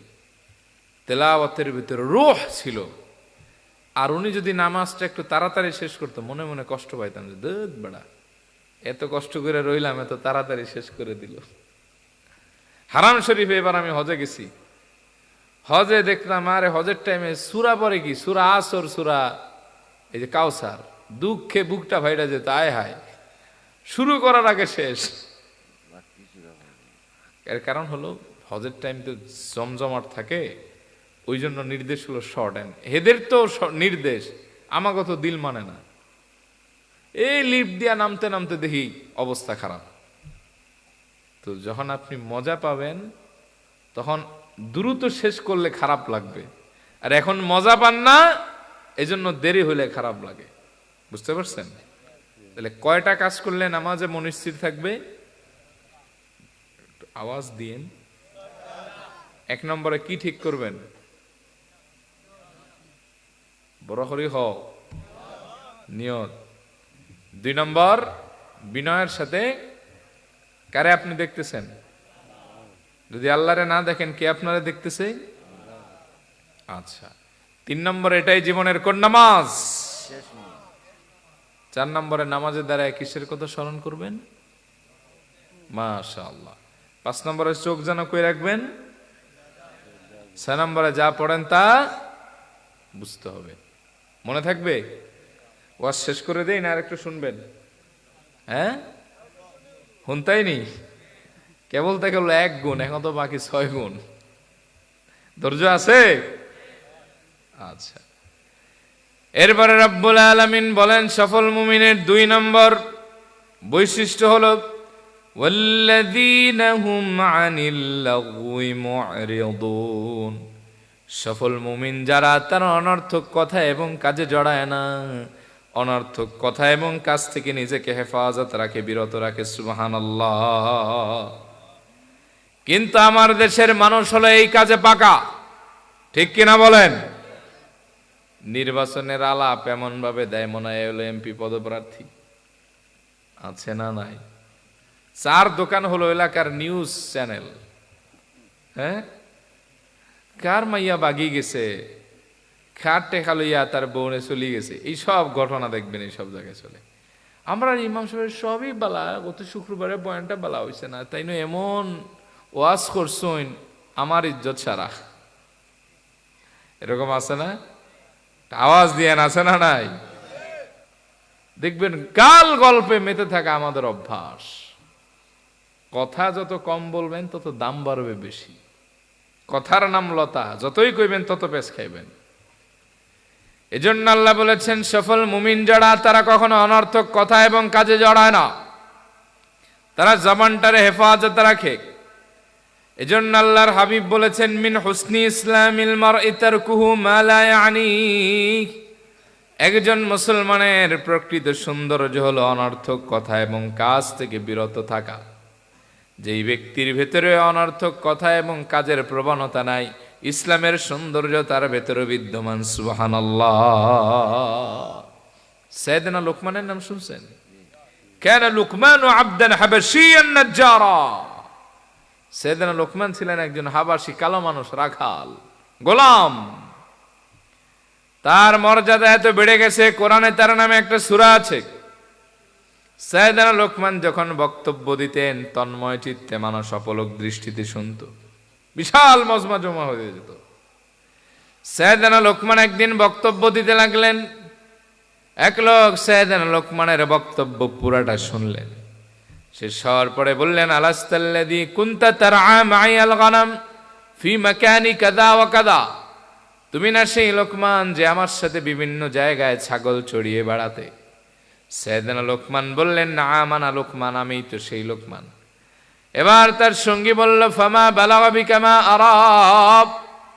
আমি যে তোমার এই মর্যাদা দেখতে পাচ্ছি, কোন কারণে বেড়েছে আমার একটু বলো তো দেখি। সাইয়েদনা লোকমান বললেন 2 কারণে আমার সম্মান বেড়েছে। জোরে বলেন কয় কারণে? 1 নম্বরে সদ্দিকাল হাদিস, আমি সব সময় সত্য কথা বলি। 2 নম্বরে অসসামতু আম্মা লা ইয়ানি, আমি অনর্থক কথা এবং কাজ থেকে নিজের বিরত রাখি। এই 2 কারণে একজন রাখাল থেকে আল্লাহ আমার এত সীমাহীন মর্যাদা বাড়ায় দিয়েছেন। সুবহানাল্লাহ। জান্নাতে মানুষের কোনো আফসোস থাকবে না একটা জিনিস ছাড়া। যখন দেখবি যে এর চাইতে এ দামি, ওর চাইতে ও, তখন বলে আয় হায়, দুনিয়ায় বসে যদি আর কিছুক্ষণ সময় রবের ইবাদতে কাটাতাম, জবান দিয়া যদি তাসবিহ পড়তাম, তাহলে আমার ওই অবস্থা থাকতো। এজন্য নবীজি বলেছেন লা তুকসিরুল কালামা বিগাইরি যিকরিল্লাহ, তুমি তোমার জবান দিয়ে আল্লাহর জিকির ছাড়া আর কিছুই বেশি বলো না। ফাইন্না কাসরাতাল কালামি কসওয়াতুন লিল কলব, কারণ বেশি কথা বললে অন্তরটা শক্ত হয়ে যায়, কঠিন হয়ে যায়, কর্কশ হয়ে যায়। আর যেই ব্যক্তির অন্তরটা একবার কঠিন হয়ে যায়, ওই ব্যক্তি আল্লাহ থেকে দূরে থাকে, আল্লাহর হেদায়েত ও রহমত থেকে দূরে থাকে। এজন্য রব্বুল আলামিন বলেছেন সফল মুমিন এবং রহমানের বান্দাদের গুণ হলো ওয়াল্লাযীনা লা ইয়াশহাদুনা আয-যুর ওয়া ইযা মাররু বিল-লাগwi মাররু কিরামা। রহমানের বান্দারা, সফল মুমিনরা কখনো মিথ্যা সাক্ষ্য দেয় না, আর যেখানে অনর্থক কথা হয় সেখানে তারা মজমায় বসে না, সম্মান নিয়ে চলে যায়। সুবহানাল্লাহ পড়েন। কিন্তু আমাদের ভেতরে এই বদগুণ আছে না নাই? কথা কন। আমল নামা ভারী করে কি লাভ? বরং যে সময়টুকু পান এই সময়টা রবের ইবাদতে কাটান। আল্লাহর হাবিব বলেছেন, নি'মাতানি মাগবুনুন ফীহিমা কাসীরুম মিনান নাস, আস-সিহহাতু ওয়াল ফারাগু। আল্লাহ তাআলা মানুষের সবচেয়ে দামি জিনিস দিয়েছেন দুইটা। কয়টা? এক নম্বর হলো সুস্থতা, আর দুই নম্বর আল ফারাগু, অবসর। এই দুইটা জিনিসেরই মানুষ ঠিকঠাক ব্যবহার করে না। আল্লাহর হাবিব বলেছেন এই দুইটা জিনিসের কারণে মানুষ ধ্বংস হয়। এজন্য যখন কোনো মুমিন সফল হতে চায় তার অনর্থক কথা এবং কাজ থেকে বাঁচতে হবে, ঠিক কিনা? আপনি যে সময়টা কাটান এটার হিসাব হবে।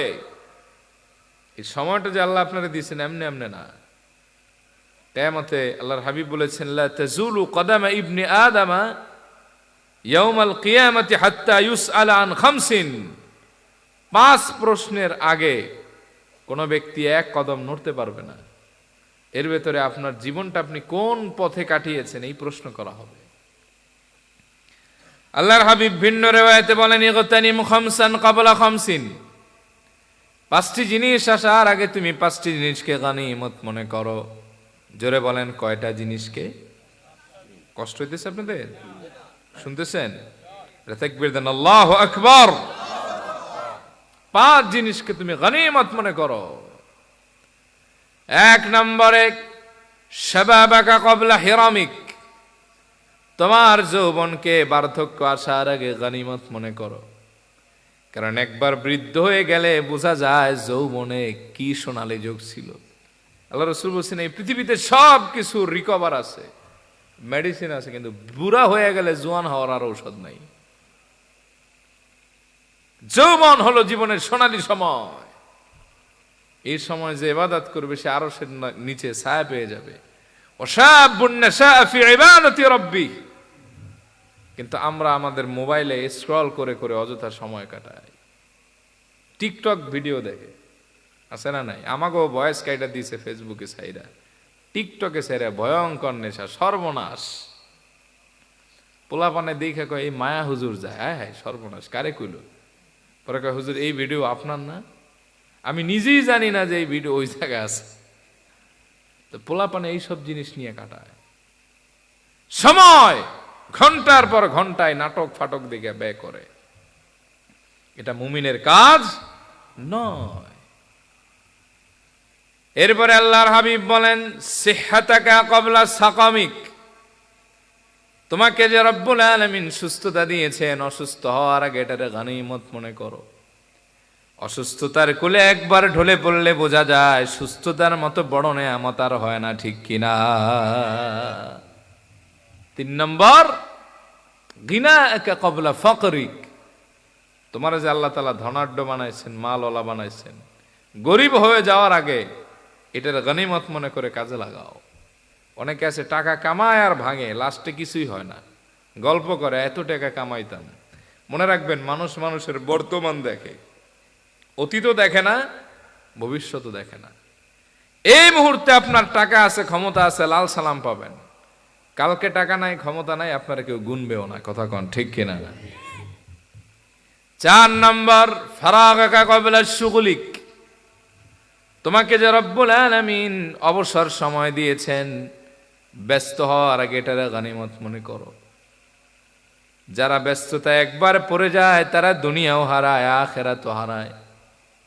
এক লোক আমারে বলেছিলেন, হুজুর এমন মরার চাকরি করি জীবন শেষ।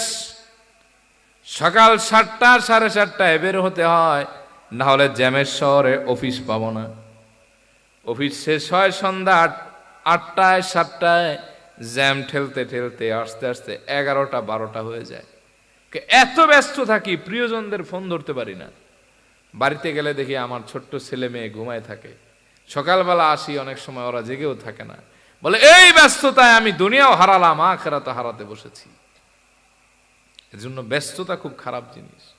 অবসর হলো নেয়ামত, তবে সেই নেয়ামতটায় আল্লাহর ইবাদতে কাটান। আল্লাহ তার হাবিবরে বলছেন, ফাইদা ফারাগতা ফানসাব ওয়া ইলা রাব্বিকা ফারগাব। হাবিব আপনি অবসর পেলে কঠোর ইবাদত করেন আর কায়ে মনোবাক্যে আপনার রবের কাছে দোয়ায় মগ্ন হয়ে যান, সুবহানাল্লাহ কইতেন না? আর 5 নম্বর হায়াতাকা ক্বাবলা মাউতিক, তোমাকে যে রব্বুল আলামিন হায়াত দিয়েছেন, মৌত হওয়ার আগে এটা গনিমত মনে করো, কারণ মৃত্যুর কোলে ঢলে পড়লে কিন্তু আর চিৎকার দিয়েও নেকামল করার সুযোগ থাকে না, ঠিক কিনা? তাহলে 2 নম্বর সফল মুমিনের গুণ হলো তারা অনর্থক কথা এবং কাজে জড়ায় না। আল্লাহ আমাদের এই গুণ দান করুক, বলে আমিন। 3 নম্বর সফল মুমিনের গুণ হলো ওয়াল্লাযীনা হুম লিয-যাকাতি ফাঈলুন, তারা যাকাতকে তাদের নিয়মিত কার্যের ভেতরে যুক্ত করে নেয়, যাকাত আদায় তারা সক্রিয়, টালবাহানা করে না। কিন্তু আমাদের দেশের বহু মানুষ আছে, হাজী সাহেব যাকাত হয়েছে 40 লাখ, 2 লাখ দিয়ে আর দেয় না, এরকম আছে না? না, অনেক মা বোনদের আছে 50 ভরি 100 ভরি সোনা, 10 ভরি 20 ভরি। প্রশ্ন করে, হুজুর আমরা তো ইনকাম করি না, আমাদের হাজবেন্ডের হোটেলে আমরা খাই, আমরা যদি এখন এই স্বর্ণের জাকাত দিই তাহলে তো আমাদের অনেক টাকা আসবে, আমরা যদি জাকাত না দেই তাহলে কি কিছু হবে? চিন্তা করেন, জাকাতরে মারিং দেওয়ার কি সিস্টেম আছে না এরকম? আবার অনেক লোক আছে দেখবেন ইমানদার, নাম কাওয়াস্তে নামাজ পড়ে, কপালে কালো দাগ, জাকাত আসার সময়টাই হইলেই আচ্ছা হুজুর দোয়া করেন, ঋণে আছি। কি ঋণ? কয় 22 লাখ টাকা ঋণ। মারহাবা। তা আপনার বিল্ডিং কয়টা আছে ঢাকা শহরে? কয় বেশি না, আলহামদুলিল্লাহ 3টা, একটা 12 তলা, একটা 14 তলা, একটা 8 তলা করছি, আর বাকিটা করতে ঋণ, ওইটার জন্য ঋণ নিছি। অথচ শরীয়ত কোন ব্যক্তিরে ছাড় দেয়? কেউ নিসাব পরিমাণ মাল আছে, কিন্তু এমন ঋণ, ওই ঋণের পরে যদি সে জাকাত দিতে যায় তার জীবন চলাচল কঠিন, না খায়া মরবে, এমন হতদরিদ্র বা বিপদগ্রস্ত মানুষকে শরীয়ত ছাড় দেয়। আর এদেশে যার ব্যবসা আছে 5,000 কোটির, ওর ধরেন ঋণ আছে 100 কোটি, ওই 5,000 কোটির দিকে না তাকায় ও 100 কোটি ঋণের মাসলা দিয়া জাকাত দেন, এরকম বাটপার আছে না নাই? কথা কন না কেন? আবার দেখবেন ঢাকার ইসলামপুর, আপনাদের সিলেটে কি আমি জানি না, ঢাকার ইসলামপুর নবাবপুরে দোকানের ভেতরে লেখা থাকে, বিশেষ দ্রষ্টব্য, এই দোকানে জাকাতের শাড়ি এবং লুঙ্গি খরিদ করিতে পারিবেন। একবার জিজ্ঞেস করলাম কয় টাকা পিস? লুঙ্গি 80 টাকা দিয়ে শুরু, আর কাপড় 120 টাকা, 30 টাকা, 200 টাকা, 250 টাকা। এমন কাপড়ই দেয় মাশাল্লাহ, ভিজানোর আগে দেখে এক রং, ভিজানোর পরে দেখে আর এক রং। আর পুরুষে যে লুঙ্গি দেয়, একবার ধোয়ার পরে রাস্তায় বের হলে মানেজ্জাত শেষ, সিসিন ফাঁক। আছে না? রাগ করলেন নাকি আপনারা? আল্লাহ বলেন সফল মুমিনরা যাকাত আদায়ে সক্রিয়, তারা জানে মা নাকাসাত সাদাকাতুন মিন মাল, যাকাত আদায় করলে সম্পদ কমে না। ইয়ামহাকুল্লাহুর রিবা ওয়া ইউরবিস সাদাকাত, আল্লাহ সুদের সম্পদকে ধ্বংস করে দেন, কিন্তু যাকাতের সম্পদকে নয়। আল্লাহর হাবিব বলেন যাকাত বা সাদাকার মালকে আল্লাহ কেমন বাড়ান? কেউ যদি আল্লাহর রাস্তায় হালাল টাকা আর মাত্র 1 খেজুর পরিমাণ সম্পদ দান করে, আল্লাহর হাবিব 10টা জিন্দিগিতেও না, 9.5টায় খালাস ইনশাআল্লাহ। কারণ কি আমি বলি, বসেন মারুফ ভাই, আসলে বিষয় হলো, একটু কথা কয়ে এলো, রাগ করবেন আপনারা। আপনাদের সিলেট থেকেই হলো আমার উত্থান। যে আমলে আমাকে কেউ 4,000 টাকা দিয়া নেয় না, ওই আমলে সিলেটি মানুষরা আমারে দাওয়াত দিয়া খাড়া করাই দিছে মাঠে, আল্লাহ পাকের দয়ায়। এই বড় লেখা, এদিকে রাসিরগঞ্জ, বিয়ানী বাজার, নামও ভুলে গেছে অনেক জায়গায়, জুরি, এরপরে বিভিন্ন জায়গায় এই যে আসা শুরু করছি, আমার ধারণা 300 বারের বেশি আপ ডাউন করছি সিলেটে মনে হয় আমি, কমপক্ষে। আগে 3টা 4টা, ওই জহির ভাইয়ের সাথে আমার বহু আগে থেকে পরিচয়, বহু আগে ওনাদের ওদিকে আমি আসছিলাম, বহু আগে, তাও 4-5 বছর হবে না ভাই, 4-5 বছর হবে। তো দেখা যায়, শুনতেছেন আপনারা, আগে 4টা মাহফিলও করছি আপনাদের সিলেটে একদিনে, কিন্তু ইদানিং আমি একটু কম আসি। পুরা সিজনে মাহফিলই দিছি 11টা 12টা, এর দুইটা কারণ। এক নম্বর হলো এই বিগত অনেক বছর সিলেটে মাহফিল করায় অন্যান্য জেলার ভাইদেরও তো হক আছে, যারা আমাদের মহব্বত করে, এদেরকে একটু সুযোগ দিছি। আর দুই নম্বর কারণ হলো আপনাদের সিলেটের রাস্তার অবস্থা ভয়াবহ। প্রথম মাহফিল যেটা রাখছিলাম এই সিজনে সিলেটে 12:10 গিয়ে রাত্রে পৌঁছেছি মাহফিলে, মনে মনে করি আল্লাহ আজকে নি বাইন্দাত হয়ে। পরে যায় দেখি না, পাবলিকরা মহব্বতে ছিল। তখনই আমি বুঝতে পারছি না এবছর গাড়ি, এই যে আমার গাড়ি আনি নাই, এখন আসলে কেমনে আসি, ফ্লাইটে আসি।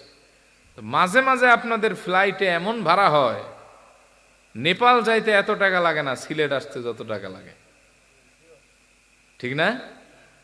এই 16 তারিখে আমি এসে গেছি সুনামগঞ্জের জগন্নাথপুর লোহারগাঁও, 8,200 টাকা দিয়ে একটা টিকিট কাটছি। আর একজনে কহ যে টিকিট কাটলা কত টাকা দিই, আমি বললাম 8,200। হো মারে মা, আমি 13,000 টাকা দিয়ে হারিয়ে লাইছি। চিন্তা করেন। তো এই কারণে যাতায়াত একটু কঠিন দেখে ইদানিং এই রাস্তা যে কদিন ঠিক না হবে ততদিন একটু কম আসতেছি, কারণ আপনাদের একটা প্রোগ্রাম রাখলাম আর রাস্তায় ঝামেলা হয়ে গেল, আসতে পারলাম না। পরে আপনাদেরও কোন ভাইয়া কোন, আমার অবস্থা আরো খারাপ। তো এই জন্য এই আসতে হয় খুব জার্নি করে। আবার আমি টিকিট কেটে আসছি, যদি টিকিট না পাই, মানে গাড়ি না পাই, তাহলে হারা রাত্রির বয়ে বয়ে কান্দো, নাহলে হোটেল আলিপুলা যায় গিয়ে ঘুমাও। তো এই জন্য আমি 9:30 পর্যন্ত সময় দিতে চাই, যদি আপনারা রাগ না করেন। কি মারব ভাই, রাগ করছেন নাকি? রাগ করছেন বাজান? তাকবীর দেন, আল্লাহু আকবার। মনে হয় বেজার হয়েছেন, তাকবীর আওয়াজ নাই। জোরে কন, লিল্লাহে তাকবীর, নারায়ে রিসালাত, সাল্লাল্লাহু আলাইহি ওয়াসাল্লাম। আর কি কিছুক্ষণ শুনবেন ইনশাআল্লাহ? অসুবিধা হইতেছে না তো? 3টা চলমান, আরো বাকি 4টা, মোট হয় 7টা। আল্লাহর হাবিব বলেছেন সামান্য একটু খেজুর যদি হালাল টাকার হয়, আর ওইটা যদি তোমরা নেক নিয়তে দান করো, আল্লাহ এত খুশি হয়ে যান। এটারে জান্নাতে লালন পালন করেন, এটা জান্নাতে লালন পালন করে একটা উহুদ পাহাড় পরিমাণ সমান বড় বানায় দেন। সুবহানাল্লাহ। যাকাত ভিত্তিক অর্থ ব্যবস্থা যদি বাংলাদেশে থাকতো, তাহলে এই বাংলাদেশে বাটি চালান দিয়ে কোনো হতদরিদ্র পাওয়া যেত না। খলিফাতুল মুসলিমিন ওমর বিন আব্দুল আজিজের জামানায় মানুষ যাকাত দেওয়াকে এত গুরুত্বপূর্ণ মনে করত, এবং ওই আমলে যাকাত কে নিবে ঢোল পিটে লোক পাওয়া যেত না। এক লোক যাকাতের মাল নিয়ে পড়ছে বিপদে, 3 দিন ধরে মানুষ খুঁজে পায় না, শহর ছেড়ে মরুভূমির প্রান্তে ঘুরে ঘুরে ক্লান্ত হয়ে গেছে।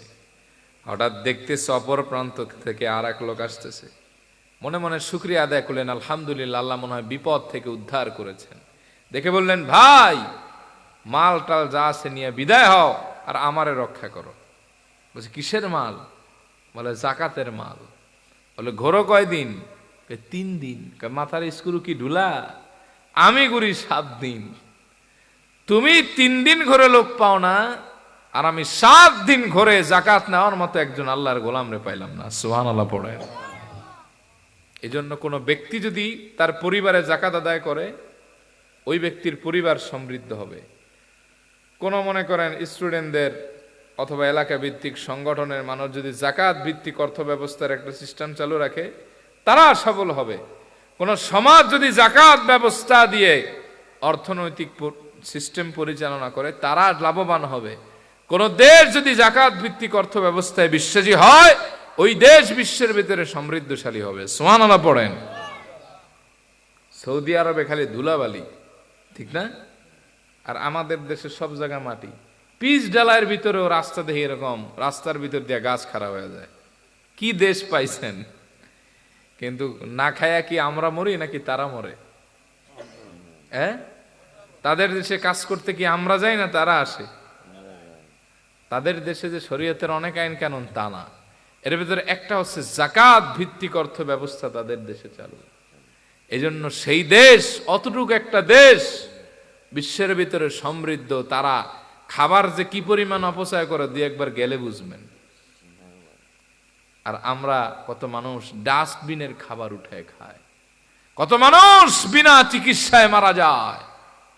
এদেশের ইসলামী অর্থনীতিবিদদের ভাষ্য হলো, এদেশের মানুষ যদি 70 থেকে 80% লোক যাকাত দেয়, আর সেটা যদি একক ছত্র রাষ্ট্র এটাকে কালেক্ট করে, তাহলে এই দেশে যে সবচেয়ে গরিব হবে সেই কয়েক কোটি টাকার মালিক হবে। সুবহানাল্লাহ পড়েন। কিন্তু এই দেশে হলো সুদভিত্তিক অর্থ ব্যবস্থা। হাজার হাজার কোটি টাকা যারা মেরে খায়, এদের কোনো সমস্যা নাই, লাল সালাম। আর যে ব্যক্তি 30,000 টাকা কিস্তি উঠাইছেন, 3 মাস 3,000 টাকা করে দিতে পারেন নাই, দেখবেন তার গরু নিয়ে যায়, দোকানে তালা মারে, রিক্সা যদি অটো থাকে অটোটাও ছিনায় নেয়। কথা কন ঠিক কিনা? এটাই চলতেছে আমাদের সমাজে। যাকাত ভিত্তিক অর্থ ব্যবস্থায় এই সিস্টেম চলবে না। ইসলাম শিখায় সমৃদ্ধি, কিন্তু আমরা করি উল্টাটা। আমরা যাকাতের লুঙ্গি দেই, শাড়ি দিই। এটা না দিয়ে যদি একজন দরিদ্র মহিলাকে একটা সেলাই মেশিন কিনে দেওয়া হয়, কিছুদিন পরে উনি দর্জির কাজ করে ওনার সংসার চালায়, কিছু টাকা জমায়, উনিও আর একজনের যাকাত দিতে পারবে। একজন বেকার যুবক সুদে টাকা নিয়ে বিদেশ যায় ধরা খায় আসে, এটা না করে যদি তাকে একটা অটোরিকশা কিনে দেওয়া হয়, 2-4 জনের টাকা মিলায় যদি একটা সিএনজি কিনে দেওয়া হয়, যেটা দিয়ে তুমি ইনকাম করো, শর্ত হলো প্রত্যেক দিনের ইনকাম থেকে 100 টাকা আমাদের জমা দিবা। এই 100 টাকা তার নামে ফিক্সড ডিপোজিট থাকবে। 5 বছর পরে যদি এই 100 টাকা তাকে সব একত্রিত করে ফিরে দেওয়া হয়, দেখা যাবে একদিকে তার গাড়িও হইলো, নগদ কিছু টাকাও হইলো, ব্যবসাও করতে পারলো, ইনকামটা শক্ত, সে আর একজনের পরবর্তীতে যাকাত দিয়ে সহায়তা করে তারেও সমৃদ্ধ বানায় দিতে পারবে। সুবহানাল্লাহ পড়েন। এজন্য আল্লাহ বলেছেন, সফল মুমিন যারা, ওয়াল্লাযীনা হুম লিয-যাকাতি ফাইলুন, তারা যাকাত আদায়ে সক্রিয়। 5 নম্বর রব্বুল আলামিন 4 নম্বর বলেন, সফল মুমিনদের 4 নম্বর গুণ হলো ওয়াল্লাযীনা হুম লিফুরুজিহিম হাফিযুন, তারা তাদের লজ্জাস্থান হেফাজত করে, লজ্জাস্থান দ্বারা কোনো গুনাহে জড়ায় না। ইল্লা আলা আজওয়াজিহিম আও মা মালাকাত আইমানুহুম ফাইন্নাহুম গায়রু মালুমিন, তবে তারা লজ্জাস্থানকে 2 ভাবে ব্যবহার করে যৌন জীবন উপভোগ করে। একটা হলো তাদের হালাল স্ত্রী এবং তাদের জন্য বৈধ দাস দাসী। কিন্তু এখন দাস দাসীর প্রথা নাই। এই জামানায় একটা মাত্র রাস্তা আছে, তা হচ্ছে স্ত্রীর সাথে তার একান্ত সম্পর্ক স্থাপন করা। কিন্তু আমাদের সমাজে দিন দিন জেনা ব্যভিচার বেড়ে চলছে, ঠিক কিনা বলেন?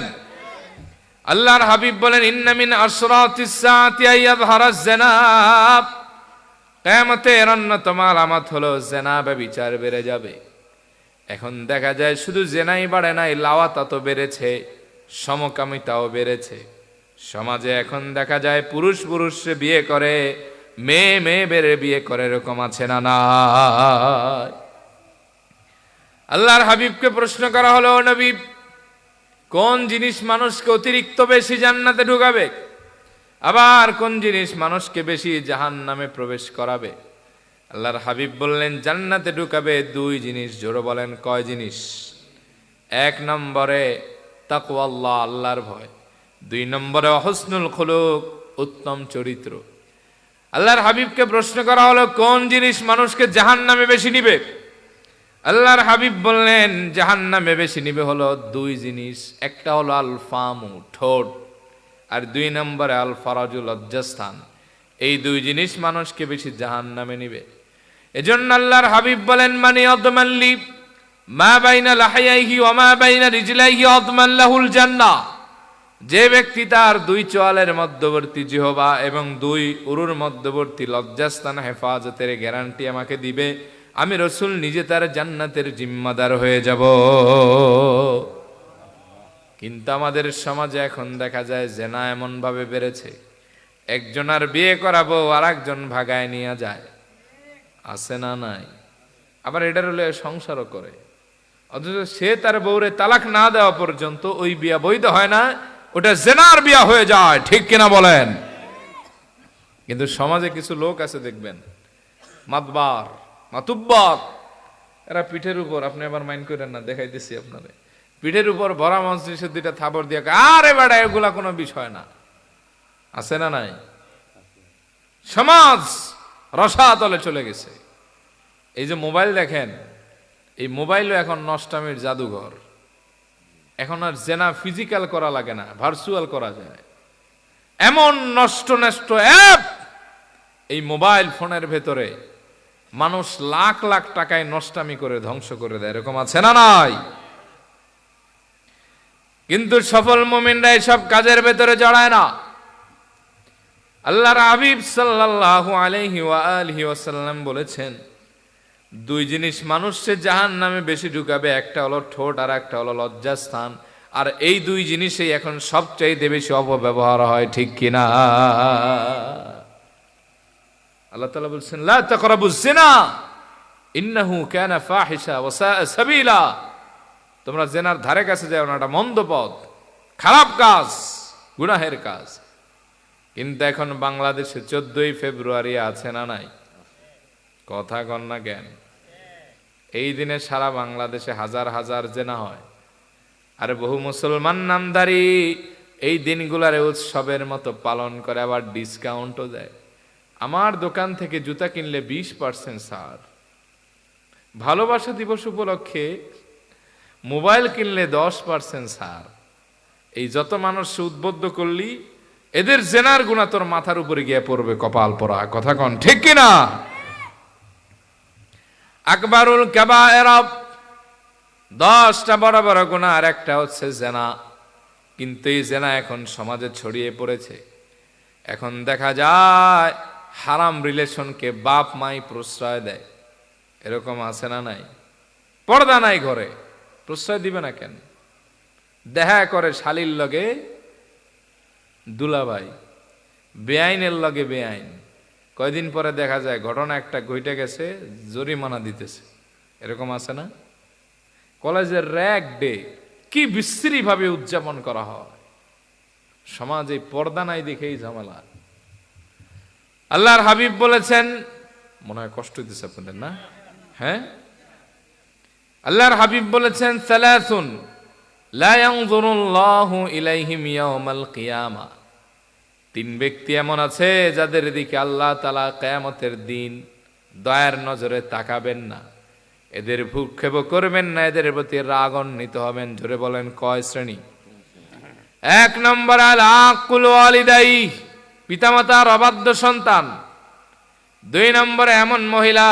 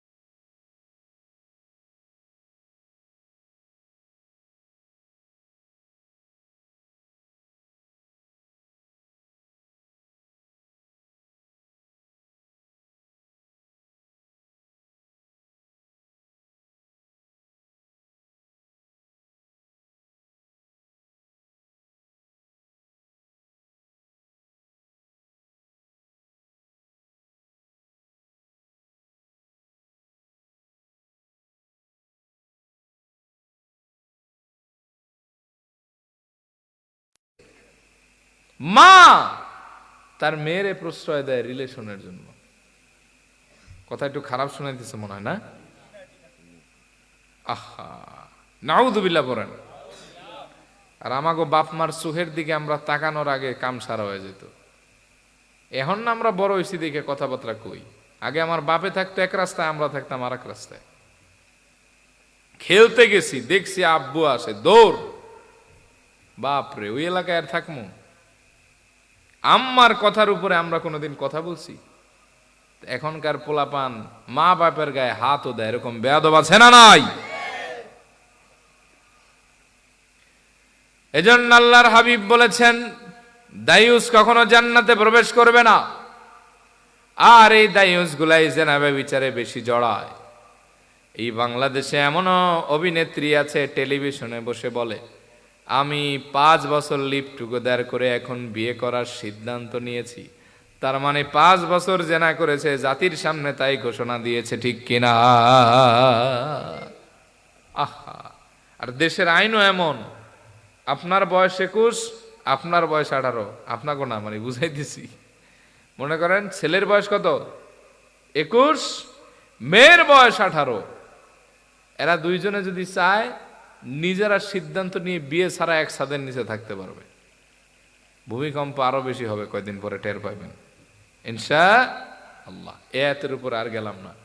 তো মুমিনদের, সফল মুমিনদের 4 নম্বর গুণ, তারা জেনা ব্যভিচারে জড়ায় না, লজ্জাস্থান হেফাজত করে।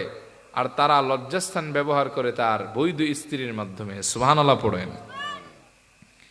আল্লাহ বলেন, ফামান ইবতাগা ওয়ারা যালিকা ফাউলাইকা হুমুল আদুন। আর এই 2 পন্থার মাধ্যমে ছাড়া যারা অন্য পন্থা গ্রহণ করবে, মাস্টারবেশন, হারাম কাজের সাথে জড়াবে, তারাই হবে সীমালঙ্ঘনকারী। এরপরে 5 এবং 6 নম্বর গুণ রব্বুল আলামিন কি চমৎকার করে বললেন, ওয়াল্লাযীনা হুম লিআমানাতিহিম ওয়া আহদিহিম রাউন। সফল মুমিন যারা, তারা তাদের আমানত রক্ষার ব্যাপারে কখনো খেয়ানত করে না, ওয়াদা দিলে তা কখনো খেলাফ করে না। কিন্তু আমাদের সমাজে আমানতের খেয়ানত আছে না নাই? আল্লাহর হাবিব বলেছেন, ইদা দুইয়াতিল আমানাতু ফান্তাদিরিস সাআহ। যখন দেখবা কিয়ামত সন্নিকটে, যখন দেখবা আমানতের খেয়ানত হয়, তখন মনে করবা কিয়ামতটা নিকটবর্তী। এক সাহাবী প্রশ্ন করলেন, ও নবী, কেমনে বুঝবা আমানতের খেয়ানত হয়? নবীজি বলেছেন, যখন দেখবা অযোগ্য মানুষ যোগ্যদের জায়গা দখল করে বসে আছে, বেয়াদব টাইপের পোলাপান সমাজের নেতা হবে, জাহেল হবে সমাজের মুরব্বী, অপাত্রে যখন যোগ্যতার সব জায়গা দখল করবে, তখন মনে করবা কিয়ামত সন্নিকটে। জবাব দিয়ে বলুন, ওই সময় এখন বর্তমানে চলমান কি চলমান না? আমানতের খেয়ানত নাই। খেয়ানত এত বেশি যে আমানতদারিতা নাই। আল্লাহর হাবিব বলেছেন, লা ঈমানা লিমান লা আমানাতা লাহু। ওই ব্যক্তির ঈমান নাই যার ভেতরে আমানতদারিতা নাই। ওয়ালা দীনা লিমান লা আহদা লাহু। ওই ব্যক্তির দিনদারিতা নাই যেই ব্যক্তির ভিতরে ওয়াদা রক্ষা নাই। কিন্তু এই তো সামনে নির্বাচন, দেখবেন কি ওয়াদা। আমি যদি আপনাদের বিয়ানীবাজার এলাকার এমপি হতে পারি, মনে করেন, আমি ইনশাআল্লাহ সব রোডের বদলে বাঁশ দিব, বাঁশ দিয়ে ঘর উঠাইবেন। হ্যাঁ, কাঁচা রাস্তা সব পাকা বানাই দিবর বদলে দেখবেন পাকা রাস্তা সব কাঁচা হয়ে যাবে। এক লোকে কয়, হুজুর দোয়া করেন, আমাকে এলাকার চেয়ারম্যানে 5টা বাথরুম খেয়ে হালাইছে। ওকে নাউজুবিল্লাহি মিন যালিক। এই কাম কেমনে করলো? আপনি বুঝেন নাই, আমাদের জন্য 5টা পাবলিক টয়লেট বরাদ্দ ছিল, 5টাই মাইরা দিছে। আছে না এরকম? আমানতের খেয়ানত সব জায়গায়। মসজিদে টাকা দিছে পাবলিক উন্নয়নের জন্য, হ্যাঁ নিয়ে ব্যবসায় কাজে লাগায়। আছে না নাই? কথা কন না কেন? এক জায়গায় গেছি, কয় হুজুর সুদে টেহা লাগাইছে। কইটা এমন এক নেতা, এটার বিরুদ্ধে কথা বলে আমার চাকরি যাবো গা। আহা, আমানতের খেয়ানত সব জায়গায়। এ দেশে এমন একটা দেশ আমাদের, মনে করেন একজন অ্যাক্সিডেন্টের রোগী অথবা স্ট্রোক করছে, সরকারি হাসপাতালে নিয়ে যাবেন ভর্তির জন্য, 20 টাকা না, 200 টাকা, 300 টাকা, 500 টাকা যদি পকেটে গুজে না দেন, ওয়ার্ড বয় আপনাকে একটা ঠেলা গাড়িও এনে দিবে না, একটা সিটেরও ব্যবস্থা আপনার দেশের হাসপাতালে হবে না। কথা কন ঠিক কিনা? আমার বাবারা একবার ধরছিল অজ্ঞান পার্টিতে, বহু আগে ধরছে, রাতে খবর পাইছি সকালে, যাইতে যেতে বেলা 10টা হয়ে গেছে, যাই দেখি এই মেজের, হাসপাতালের মেজের ভিতরে, ফ্লোরের ভিতরে শোয়া, যেই না পকেটের ভেতরে একখানা নোট ঢুকিয়ে দেওয়া হয়েছে, মুহূর্তের ভিতরে সিট মিলে গেছে। অথচ এখানে কি টাকা দিয়ে সিট নেওয়ার কথা, নাকি আপনার অধিকার আপনার বুঝে নেওয়ার কথা? কোনটা? আমানতের খেয়ানত আছে না? রেজিস্ট্রি অফিসে যাবেন, ওরে বাবা বিশাল বিশাল দাড়ি, টাকা ছাড়া ফাইলে সাইন হবে না। আবার দেখবেন কন্ট্রাক্টরে দিছে 5 কোটি টাকা বরাদ্দ রাস্তায়, পিচডালাইয়ের ভেতরে কতগুলা সিমেন্টের বালি দিয়ে দিছে, হাঁটবেন জুতার লগে পিচডালাই উঠে যাবে। বিল্ডিং বানাইছে, উদ্বোধনের আগে পইরা যায়। ব্রিজ বানাইছে, উদ্বোধনের আগে ঝাস। এগুলো আমানতের খেয়ানত না?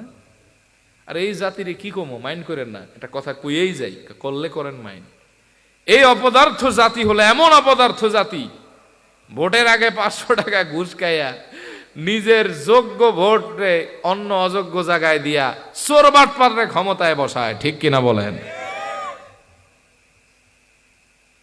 যে বেড়ায় 500 টাকায় ভোট কিনছে, এবার তো আপনার থেকে 1500 কামাইবই। কি আমি যদি একটা জিনিস কিনি 20,000-এ, আমি কি 5,000 টাকা লাভ করবো না? হ্যাঁ, আমরাই খারাপ, আমরাই খারাপ। 1500 টাকায় মাথা বিক্রি হয় ভোটের আগের রাত্রে। এমন লোকরে বানায় অযোগ্য, অপদার্থ, অশিক্ষিত, বর্বর, গণ্ডমূর্খ, সারাল, এই টাইপের লোক।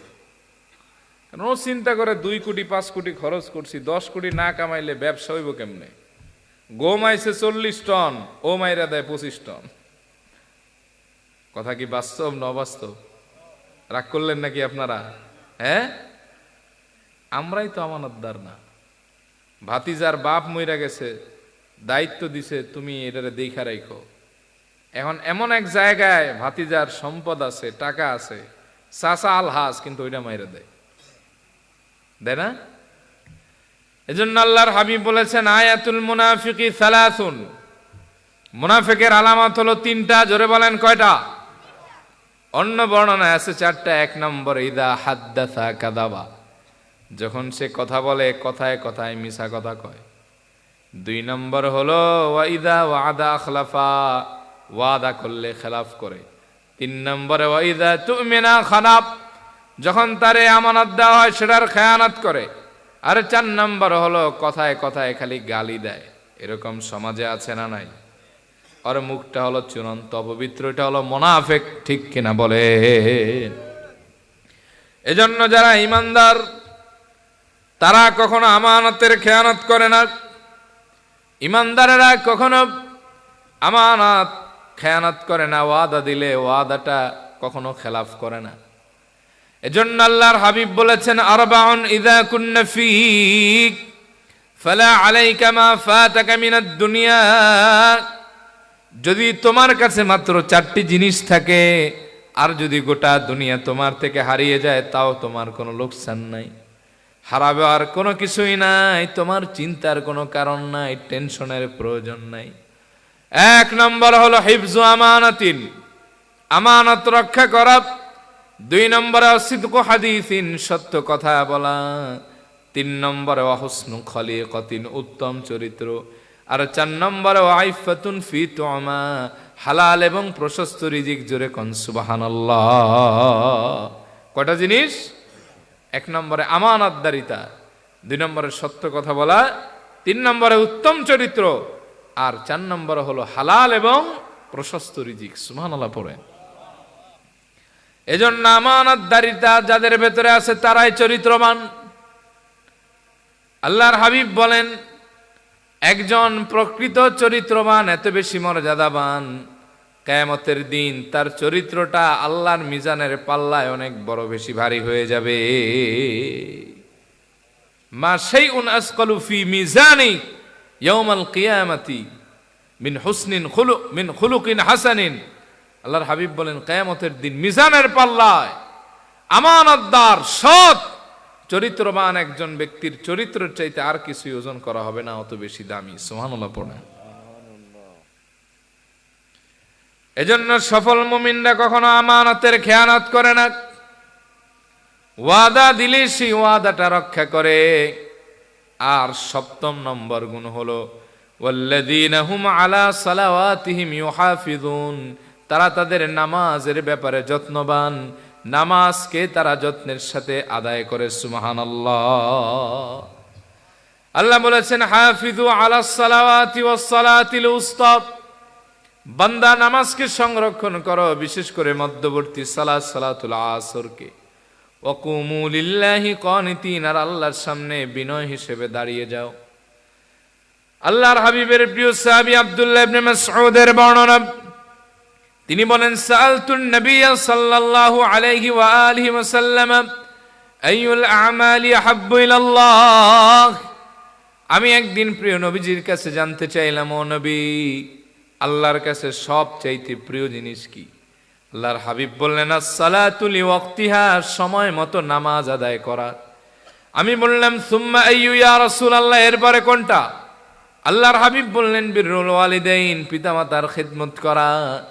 আর 3 নম্বর হলো, যেই ব্যক্তি আল্লাহর রাস্তায় জিহাদ করে, এই জিহাদ করাটা আল্লাহর কাছে সবচাইতে প্রিয়। সুবহানাল্লাহ।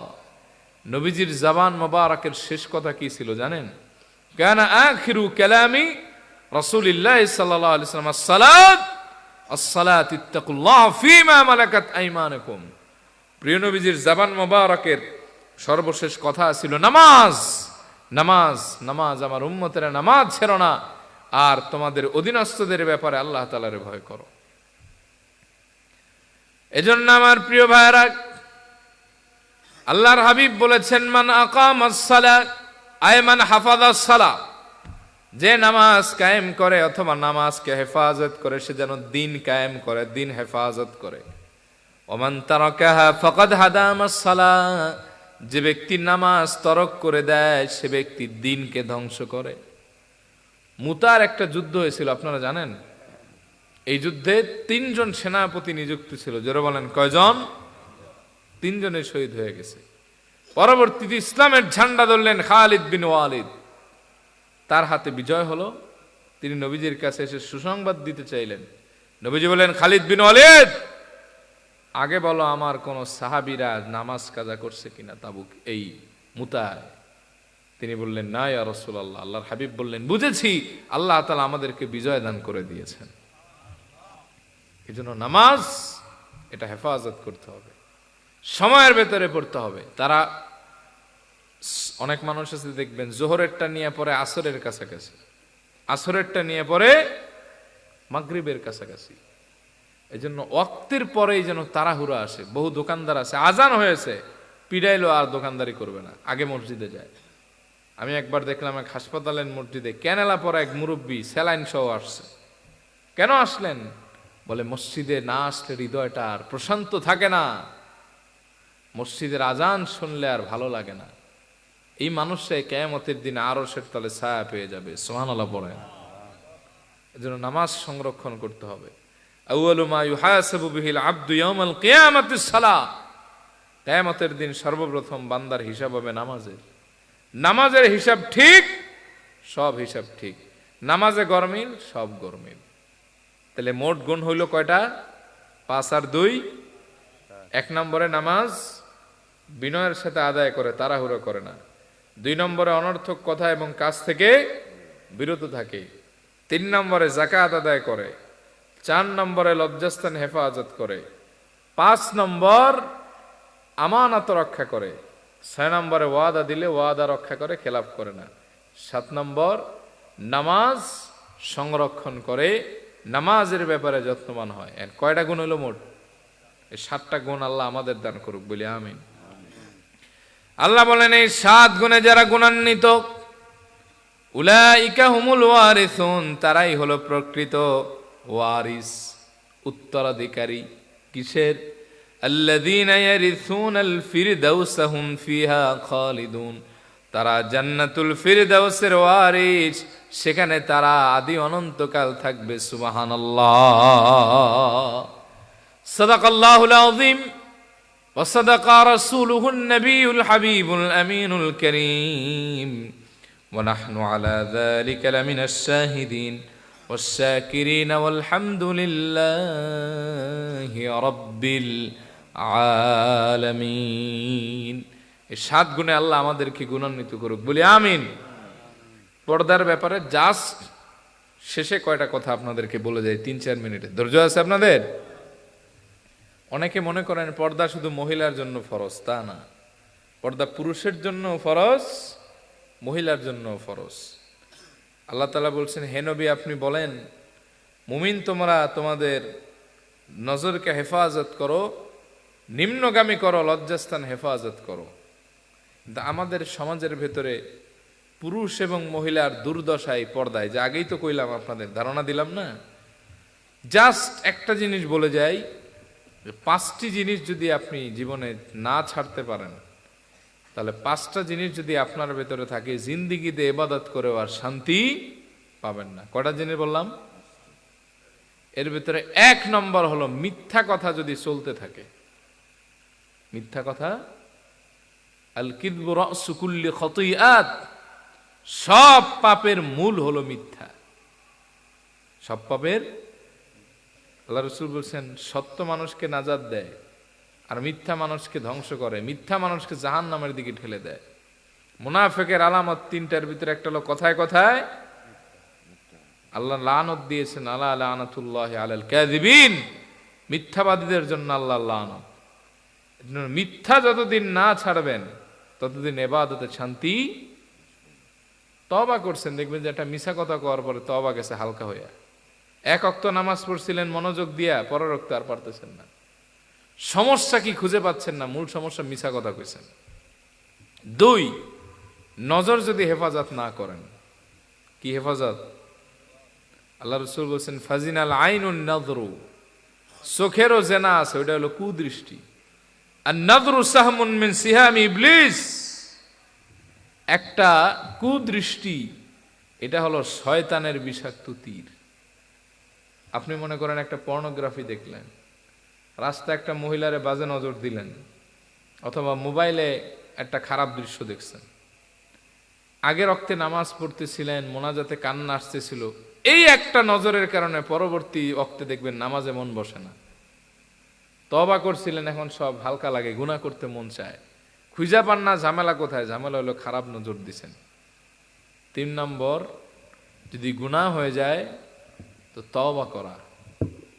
যদি আপনার গুনাহের পরে তওবা না করে এটারে ঝুলায় রাখেন, তাহলে কোনোদিন শান্তি পাবেন না। হাদিসে আসছে, তওবা করলে আল্লাহ গুনাহ মাফ করেন, কিন্তু গুনাহ করলে অন্তরের ভেতরে সৌদত, কালো নোক্তা পড়ে যায়, রেখা, এটা আস্তে আস্তে বাড়তে থাকে। কিন্তু তওবা করলে আল্লাহ এটা দূর করে দেন। যখন গুনাহ হবে তখন তওবা করবেন। আর 4 নম্বর হলো, শুনতেছেন আপনারা প্রিয় ভাই, 4 নম্বর হলো গীবত করা। আপনি যত আলহাজ হন, কিন্তু মিথ্যার সাথে সাথে যদি গীবত না ছাড়তে পারেন, তাহলে আপনি ইবাদতে শান্তি পাবেন না। আর 5 নম্বর হলো হারামে সম্পৃক্ত থাকা। এটা হইতে পারে হালাল হারাম খাদ্য, হারাম অর্থ বা হারাম রিলেশন। 3টার একটা আপনার ভেতরে থাকলে ইবাদতে আর মজা পাবেন না। ওয়া আখিরু দাওয়ানা আলহামদুলিল্লাহি রাব্বিল আলামিন। হাযা মা ইনদি ওয়াল ইলমু ইনদাল্লাহ আলাইহি তাওয়াক্কালতু ওয়া ইলাইহি উনীব। আস্তাগফিরুল্লাহ লি ওয়া লাকুম ওয়া আতুবু ইলাইহি। মুনাজাত দিয়ে দিই নাকি? আস্তাগফিরুল্লাহ ইন্নাল্লাহা গফুরুর রহিম। আমি বহুদিন পরে এদিকে আসলাম, কষ্ট দিয়ে গেলাম আপনাদের। রাগ করছেন নাকি আমার উপর বাবা? আল্লাহ আপনাদের হায়াত দারাজ করুক, এই মাহফিলকে কবুল করুক। মারুফ ভাই সহ যেই ভাই আমারে মেহমানদারি করালেন, আল্লাহ সবার নেক হায়াত দারাজ করুক। আল্লাহুম্মা আমিন। আল্লাহুম্মা সাল্লি ওয়া সাল্লিম ওয়া বারিক আলা নবিয়িনা মুহাম্মদ ওয়া আলি মুহাম্মদ। আস্তাগফিরুল্লাহ ইন্নাল্লাহা গফুরুর রহিম। রব্বানা আতিনা ফিদ দুনিয়া হাসানাহ ওয়া ফিল আখিরাতি হাসানাহ ওয়া কিনা আযাবান নার। আল্লাহ আপনি আমাদের জীবনের গুনাহগুলি মাফ করে দেন। আল্লাহ আমাদের মুর্দাগানদের মাফ করে জান্নাতের ফয়সালা করে দেন। আল্লাহ যারা অসুস্থ বিমার আছে শেফা আজলা কামেলা নসিব করেন, নেক হায়াত দারাজ করেন। যারা সুদূর প্রবাসে আছে সেই সালামতে থাকার তৌফিক দেন, কামাই রুজির ভিতরে বরকত দেন, হায়াতে ইজ্জতে বরকত দেন। এই মাহফিল যারা সাজালো পরিশ্রম করলো সবার হায়াত দারাজ করেন, সবার মনের তামান্না পুরা করেন।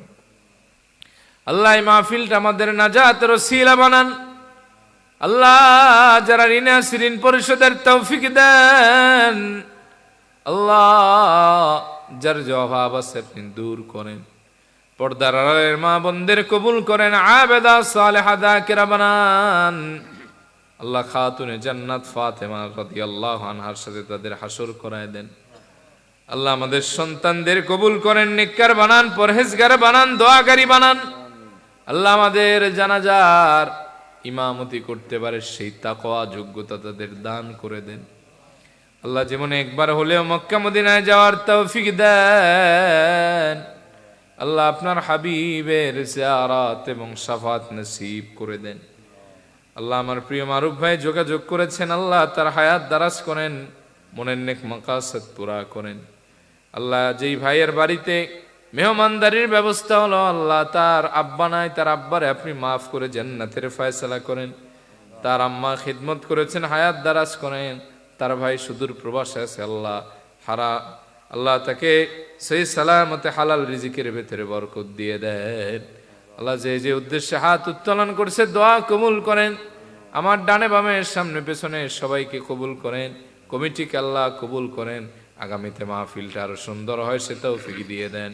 সুবহান রাব্বিকা রাব্বিল ইজ্জাতি আম্মা ইয়াসিফুন। আল্লাহ আমাদের সফরকে নিরাপদ করেন। পিতামাতা জীবিত আমাদের নেক হায়াত দারাজ করেন। স্ত্রী সন্তানদের সুস্বাস্থ্য দান করেন। ওয়াসসালামু আলাল মুরসালিন ওয়ালহামদুলিল্লাহি রাব্বিল আলামিন। আসসালামু আলাইকুম ওয়া রাহমাতুল্লাহ।